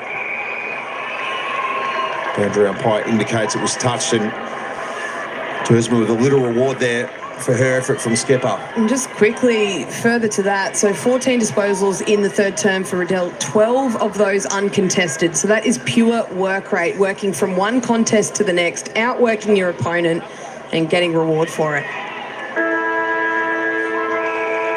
3 goals to 1 in the quarter. Talia Randall 3, Bella Eddy 2 on the night. Celine Moody with the only major so far for Carlton, just inside the 14-minute mark of the third. As we head for home on a Wednesday night, North Melbourne have got a 4th win of their AFLW campaign in sight. By how much is the question? They lead at the last change by 57. So it's North Melbourne by 57, 10-6, 66 to 139. The big news of the third quarter. Carlton kicked a goal. There we go. Carlton, 1 straight goal in the third term. Kangaroos, 3 goals, 1. There we go. Another pretty good effort there by North Melbourne. Just, well, it's a little bit like a training session for them out there tonight. They're a pretty good team, North Melbourne, as we were talking in the chat before with Ryan, who North Melbourne will come up against Richmond next Sunday. That should be a fantastic game. That'll really show us where both sides are at. All right, let's go and have a look at the disposal getters. There we go. Ash Riddell and Mia King both topping the table with 17 each for the Kangaroos. They're leading the way nicely there. Best for Carlton is Abby McKay on 16. There we go. A lot of the players up around the 12, 13, 14, 15, 16, 17 possessions. So a lot of sharing around. That's great to see. And you like to see your team sharing the ball, all pretty even. That means everyone's doing their role, not dependent on 1 or 2 lone players out there. But here are your stats. We'll have a quick look at the goal scorers. As we always do, we always check in and love to have a look at the stats, see what your favourite player, how they're polling in the stats in the games, how many kicks, disposals, etc. like that they're having. There we go. Talia Randall having a night out there. She's only had 5 disposals, 4 kicks, but mind you, from 4 kicks, 3 goals, 100%. Scoring opportunity there for Talia Randall there, 3 goals, 1. The leading goal scorer on the ground. Of course, the rest are single goal scorers. Where is that? That Carlton player hasn't even registered on there as the goal. Interesting. Not sure why that is. But there are the rest of your goal scorers. Vicky Wall, Nima Martin, Emma King, Jasmine Garner, Bella Edie and Tess Craven. I wonder who's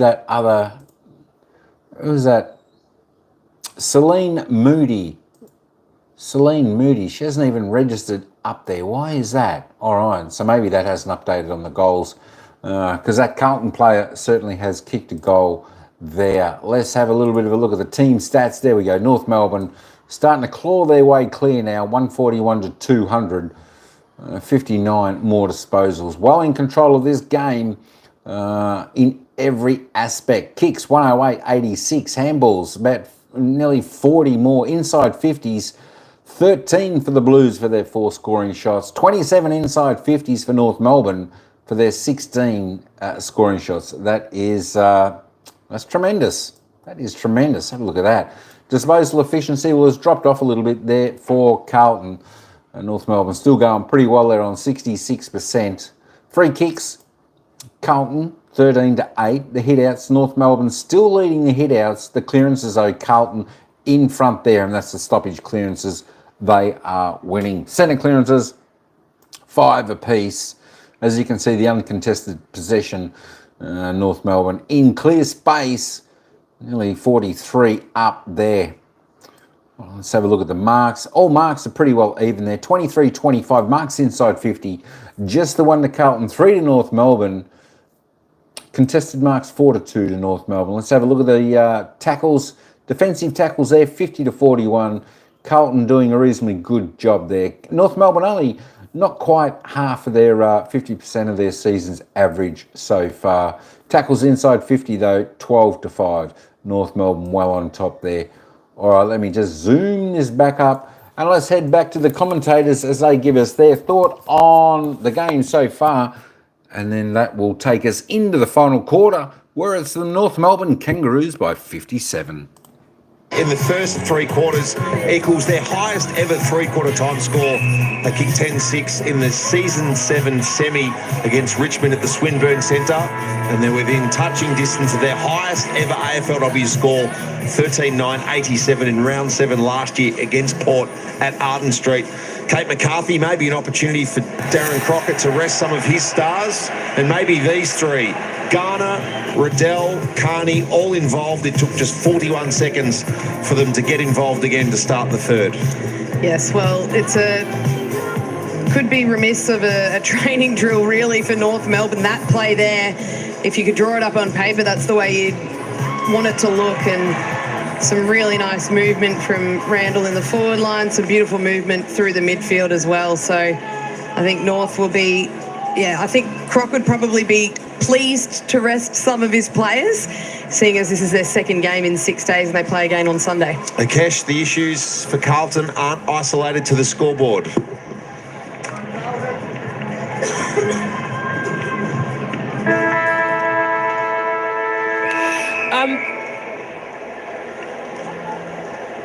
Couple of technical issues downstairs. We'll get back to Akesh shortly with an update on Abby McKay as we start the final quarter. Shearer with the initial tackle to close down Emma King, who's kicked her first goal of the season tonight, kicking North's third at the 9-minute mark.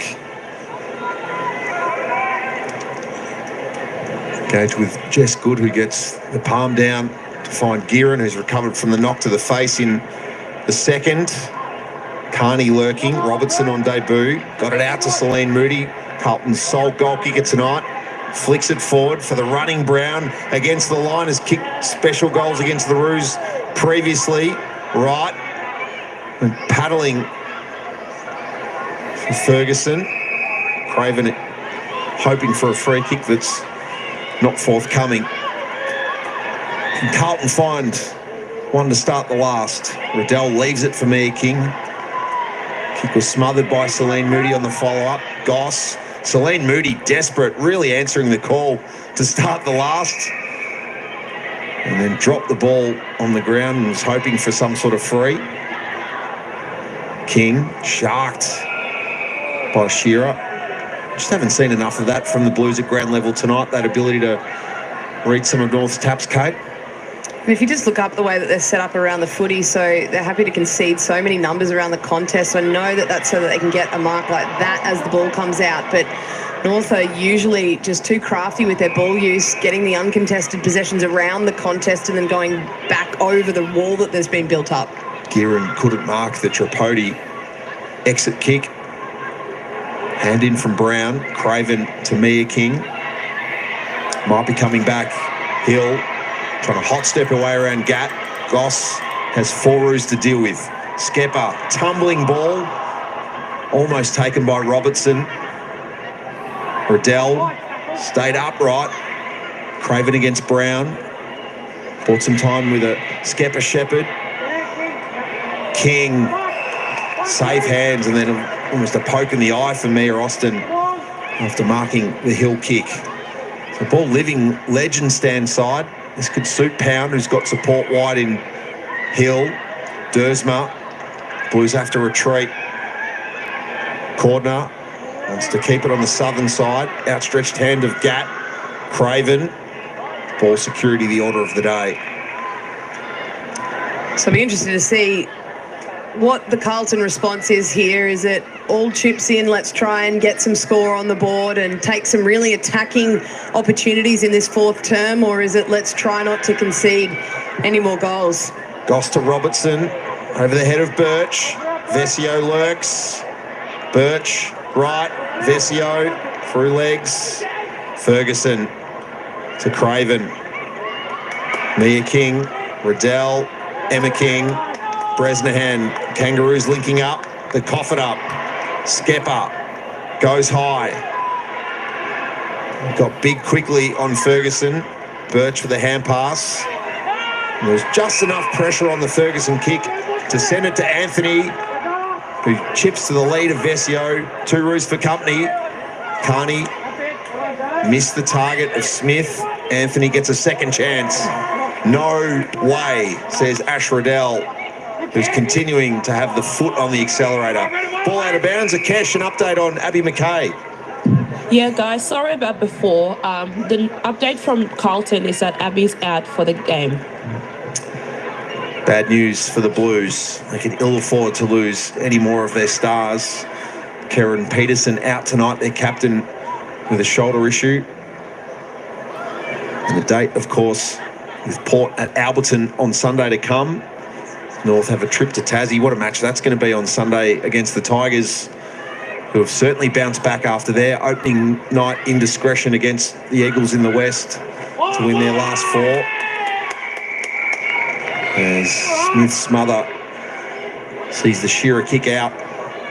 So still just having a look here. I'm not sure whether it'll be a boundary throw in or a free kick for the Lasso, but just still at stoppage there, allowing either Carney or Birch or any of the North Melbourne defenders to sit as a +1. So see Carney just right in the middle of that play. If there's a quick kick that comes out of the pack, that's going to go to her. So just love to see Carlton try and just draw her into really being a little bit more accountable, whether they get that player up near the stoppage a bit more and see what she wants to do, or just do something to make them break their structure. Clearance is even tonight. Carlton 22, North 21. The damage has been done on the outside. North +24 contested, +41 uncontested. Marks even, as mentioned by Darren Crocker at the start of the night, they want the ball in motion, and that's how they'll do their damage, and that's how it's played out. Goss, Gearan, Pound. Birch versus Celine Moody, who knocks it forward. Carney.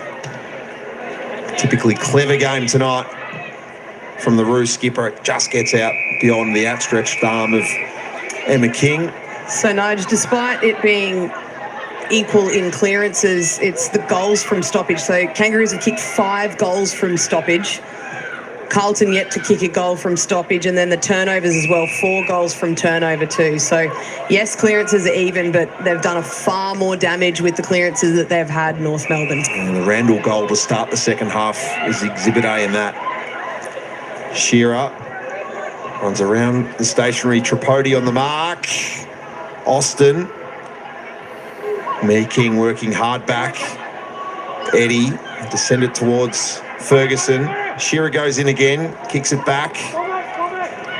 Birch careful through the fingertips of Puller.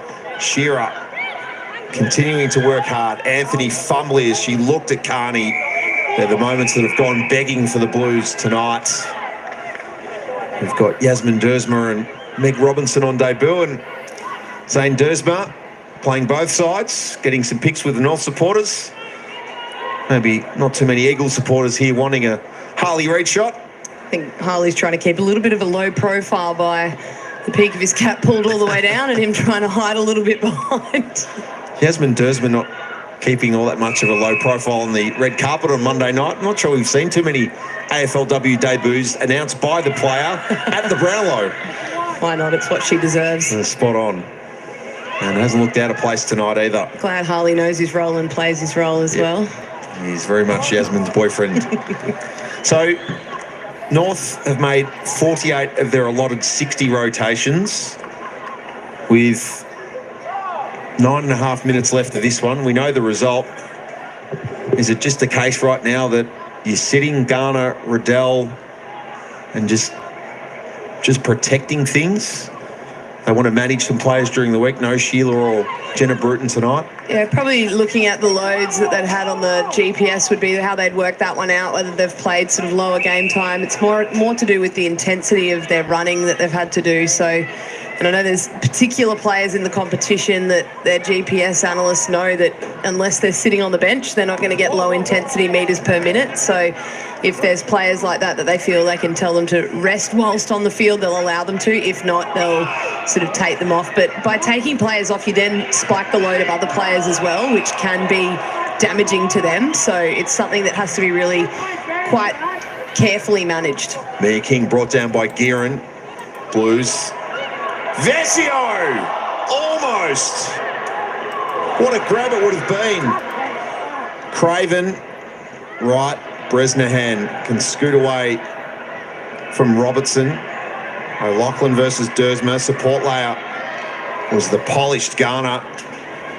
Put it inboard to O'Loughlin. Eddie at the back of the square. Bresnahan. Now Tripodi. King trapped at the back. Wall will be happy to be goal side of Pound. Even happier that O'Loughlin's there. Kicked it around the outstretched fingertips of Pound. Tumbling ball, Anthony to Moody.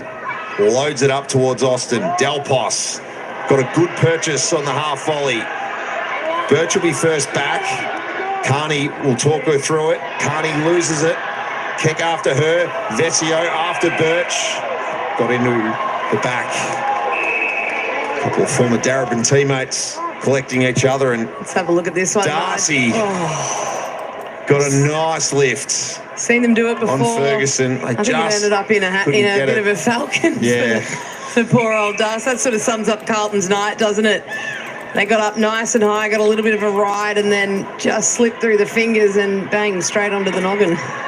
Carney towing the line. Saw off two Blues. Craven back to Carney. A little bit of fatigue maybe starting to kick in for the Kangaroos.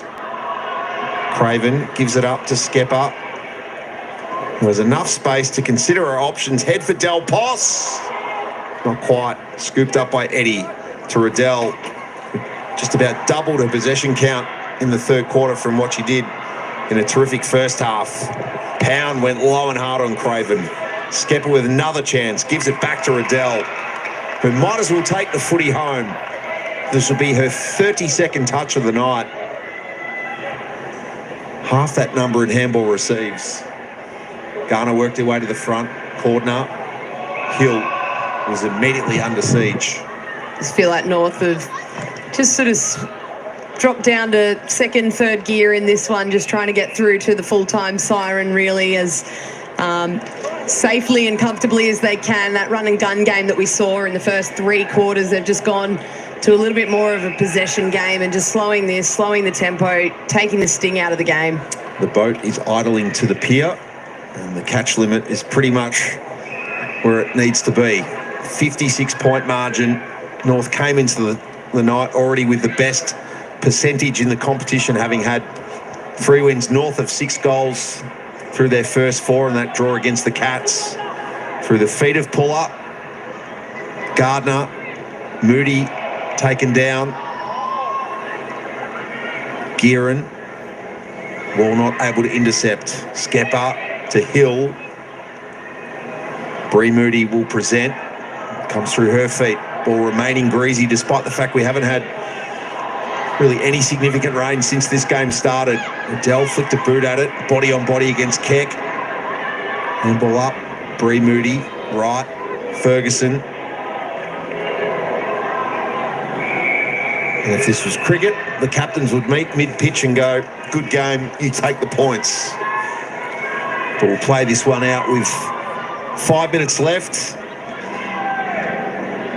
Carlton will be 2 and 3. As mentioned, Port Sunday to complete their double up in week 5.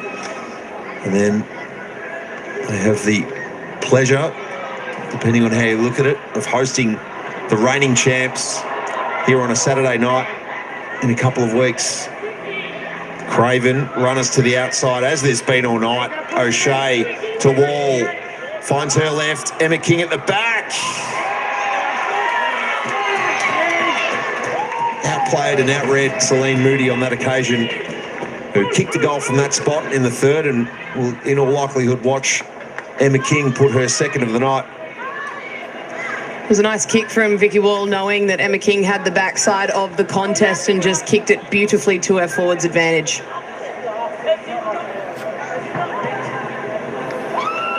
Two for King, the first and the last.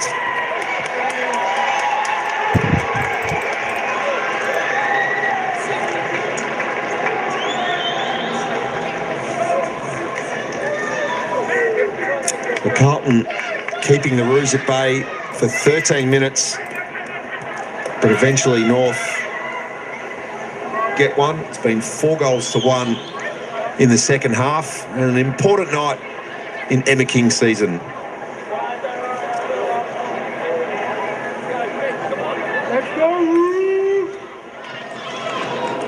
Just another really nice overlap play, but Vicky Wall, that's a beautiful kick, just perfectly weighted, the right amount of flight on it to get out the back, not allow Moody to have a jump at it, and allow Emma King to just lean into it, take the mark and go back and kick it. But at 62 points, this is edging towards North Melbourne's greatest victory. 66 points against the Swans is their greatest winning margin up until this point. Fitzgerald holds them at bay for now, winning the one-on-one against Gat. Goes to Shearer. Carlton's leading possession getter tonight with now 25 touches and 10 tackles.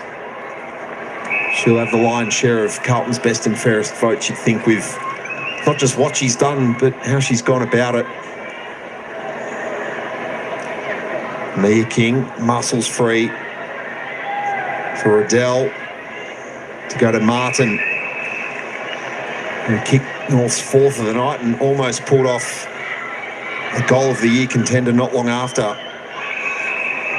Lulu Puller's made a good return from that calf injury in her first match of the season.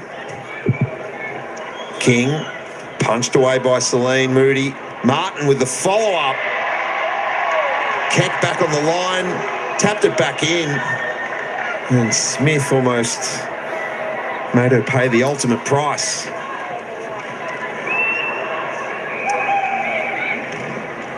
So the Blues, in all likelihood, could keep North away from that record high score of 13-9. They'd need to find 3 goals in under 3 minutes. Mia King held without it. One of 5 Roos with 20-plus possessions tonight. Emma King.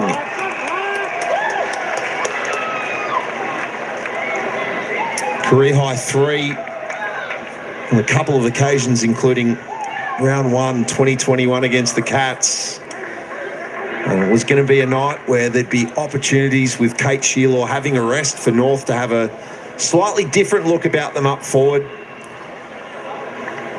Randall with 3 goals for the night.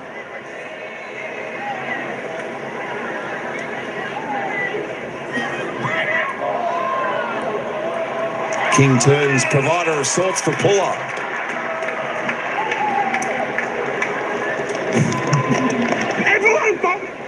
Just read it off the boot a lot quicker than anyone else did from Carlton. I know that's not where anyone really imagined the ball to go, but neither did Lulu Puller. She was the one that read it best.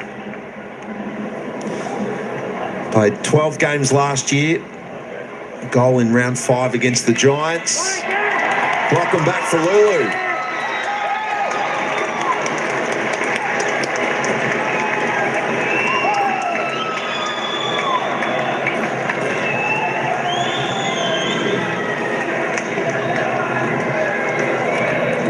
What a night for the Kangaroos, who will draw breath, jump on the plane to Tassie early Saturday and get themselves ready for an assignment with Richmond, who will bring winning form south.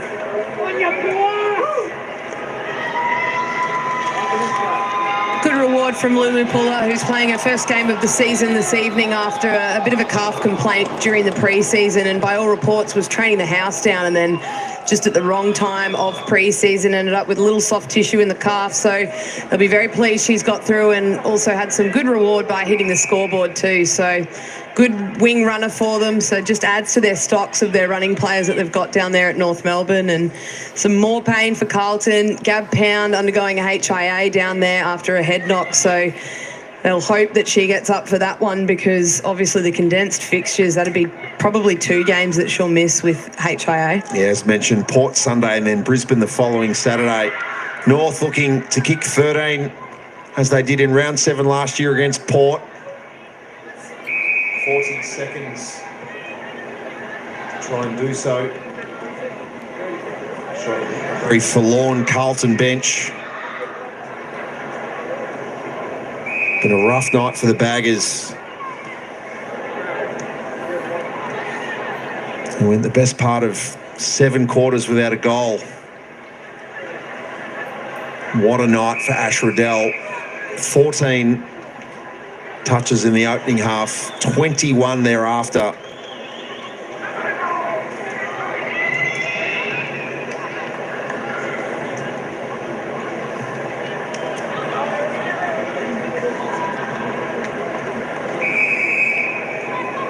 They've had winners everywhere, the Kangaroos. And it's been a night of hard lessons for Carlton. Riddell, Hill, Fitzgerald with one of the last efforts. A record night for the Kangaroos. Their greatest ever winning margin in AFLW. 69 points.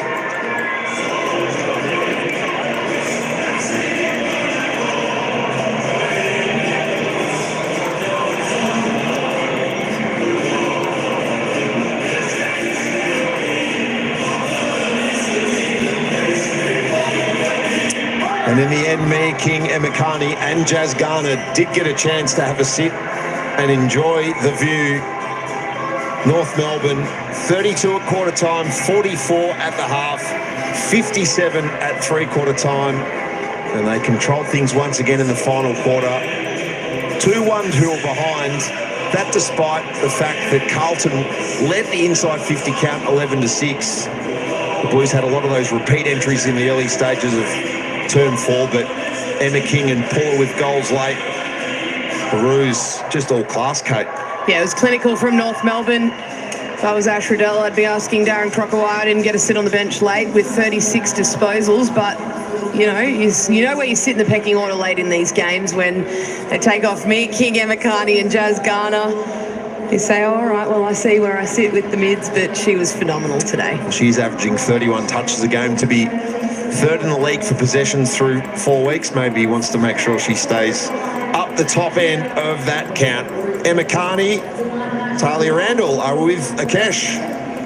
Wow, crew, Emma, a captain's performance. How was that? Yeah, really pleasing.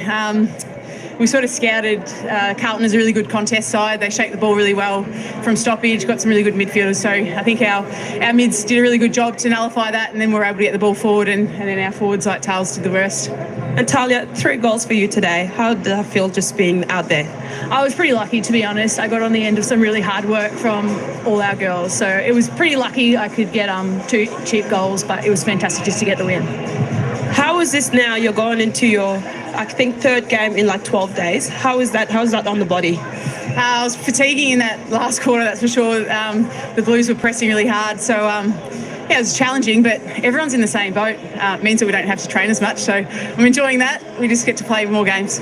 Well, thank you so much, ladies, and good luck on Sunday. Cheers. Thanks, Coach. Thanks, Coach. The Blues head inside.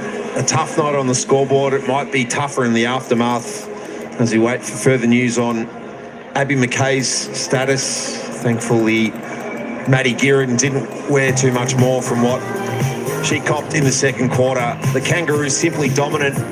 For the 5th time in their AFLW history, they win a match by 10 goals or more.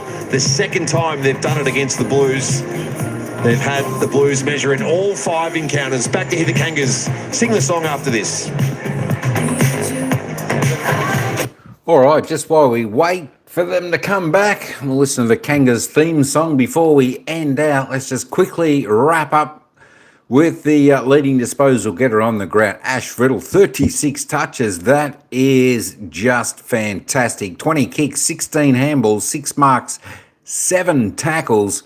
What a game by clearly the best on ground for the Kangaroos. Keely Shearer did a great job there for the Blues with 26. Did Mimi Hill also with 26. Mia King, 26 for the Kangas. Let's just scroll down the page and you can check out your favourite player, how they ended up on the stats. And if you just, this dark line, I know that's gone off a little bit. The dark line is their stats. And then this one is the kicks. This is the handballs. There we go. And then we'll go back up and just have a last check, just in case you're coming in late and you want to see who kicked all the goals for this match. We'll go and have a little bit of a look at the goal scorers as well while we wait for the North Melbourne players. We'll hear their song. Talia Randall ended up with three multiple goal scorers on the ground for today. So Talia Randall led the way. 3 goals, 1 from her 4 kicks. Emma King, 2 goals from her 7 kicks. And of course, Bella Eddy, 2 goals from her 10 kicks, 21 possessions, all for the Kangaroos.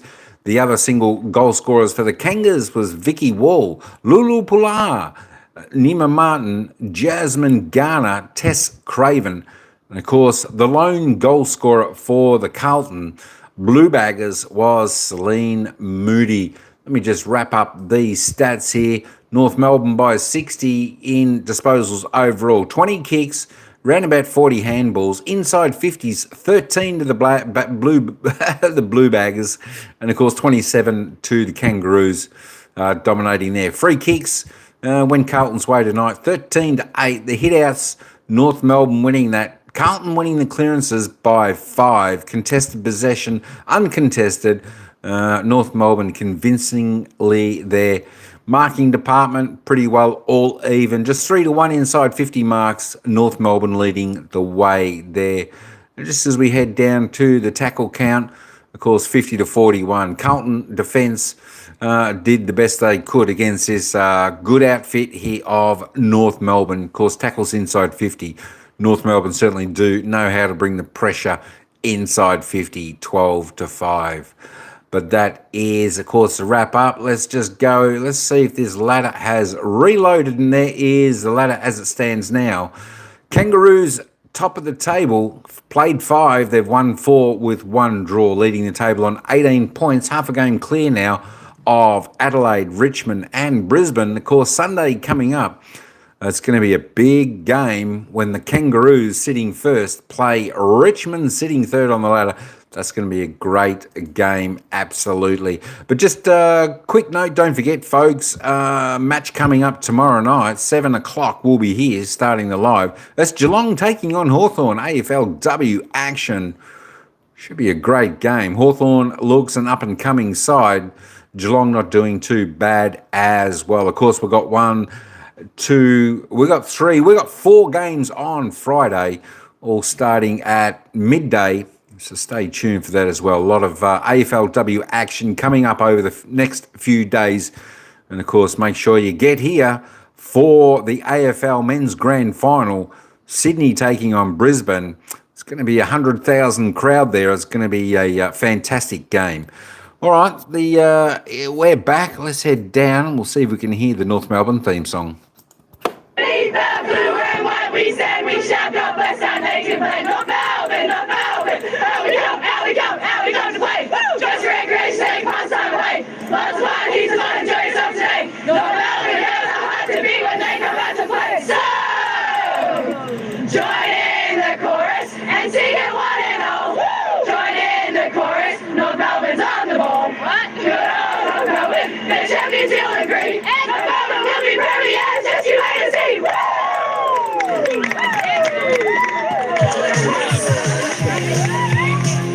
North Melbourne sing the song for the fourth time this AFLW season. They're yet to be beaten. And it's hard to know when that might be coming. 69 points, their greatest ever winning margin in an AFLW match. And they are just 8 points short of their highest ever score. 12-7-1 for the final score. Lulu Puller is amongst the Kangaroos who are smiling in the fan zone downstairs. Ash Riddell was brilliant tonight. It's something we've become very used to in her 61 AFLW games. She's catching up with the cash. Ash, thank you so much for being here. How is this team better than last year? Oh, I just think, to be honest, I think we've got a lot more belief. I think last year we probably went in, we hadn't beaten a lot of the top sides and we were hoping to win. And now I think we've got that confidence and belief in our system that we know we're good and we know we can take it all away. So I guess proof's in the pudding, but we just got to take it one game at a time.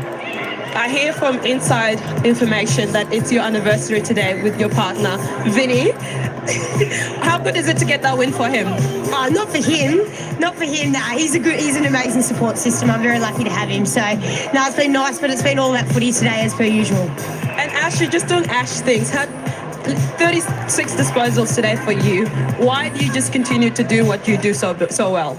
Oh, I guess my aim is I just want to be consistent. I don't really care about being remarkable or whatnot. I just want to be reliable for my teammates. So if I can get to contest and support my teammates, that's the main thing. So consistency, is my main focus. And how are you finding all the days in such a condensed season right now?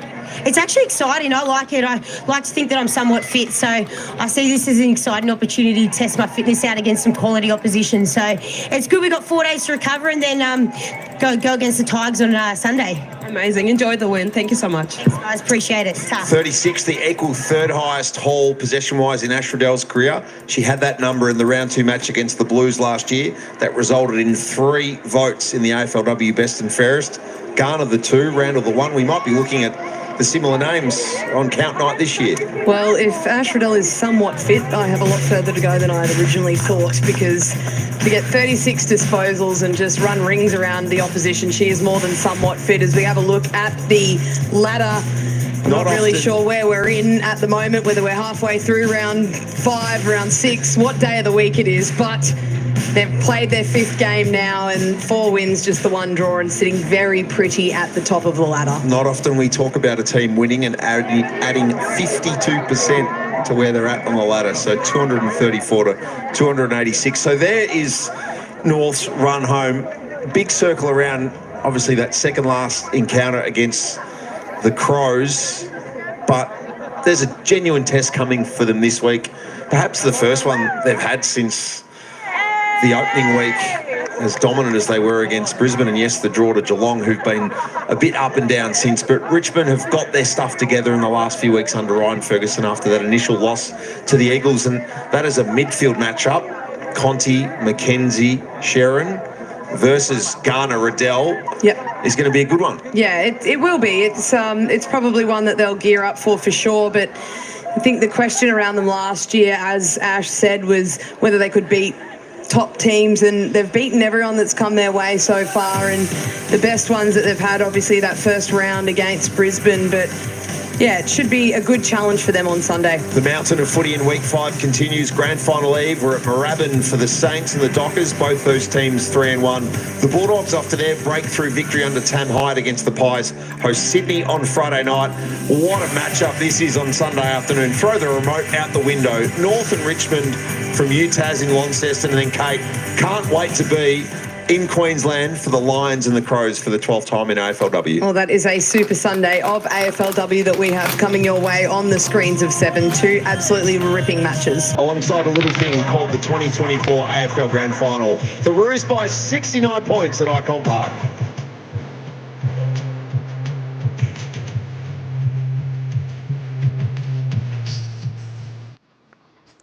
All right, folks, that's all we've got for this game here, where it was North Melbourne by 69 points over the Blues. Just to wrap this up, we had the poll tonight, who was going to win this game. We had 25 votes in. Of course, 68% went for North Melbourne. Well done, everybody. You got that correct in the chat today.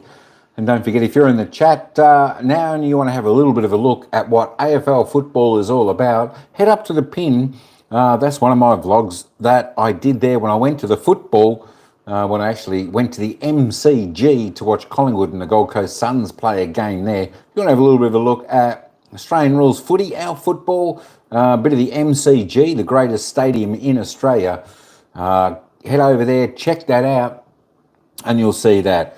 If you don't get to see that pin now, just head on over to my channel and you should be able to find that on the home page.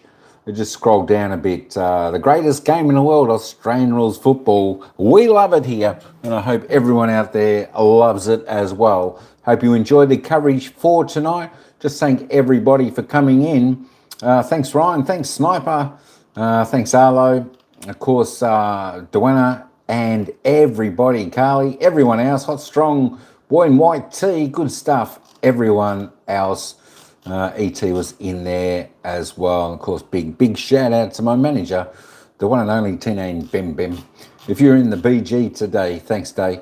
All right, folks, that's all I got for this one. Don't forget, folks, tomorrow we have our next AFLW live match coming to you from about 7 p.m. Melbourne time, and that is where Geelong will take on Hawthorn. A fantastic rivalry there. Should be a cracker of a match, one to really look forward to. All right, folks, that's me. That's over and out from me. I'm Mike signing out, saying ciao for now, and we'll see you in the next live.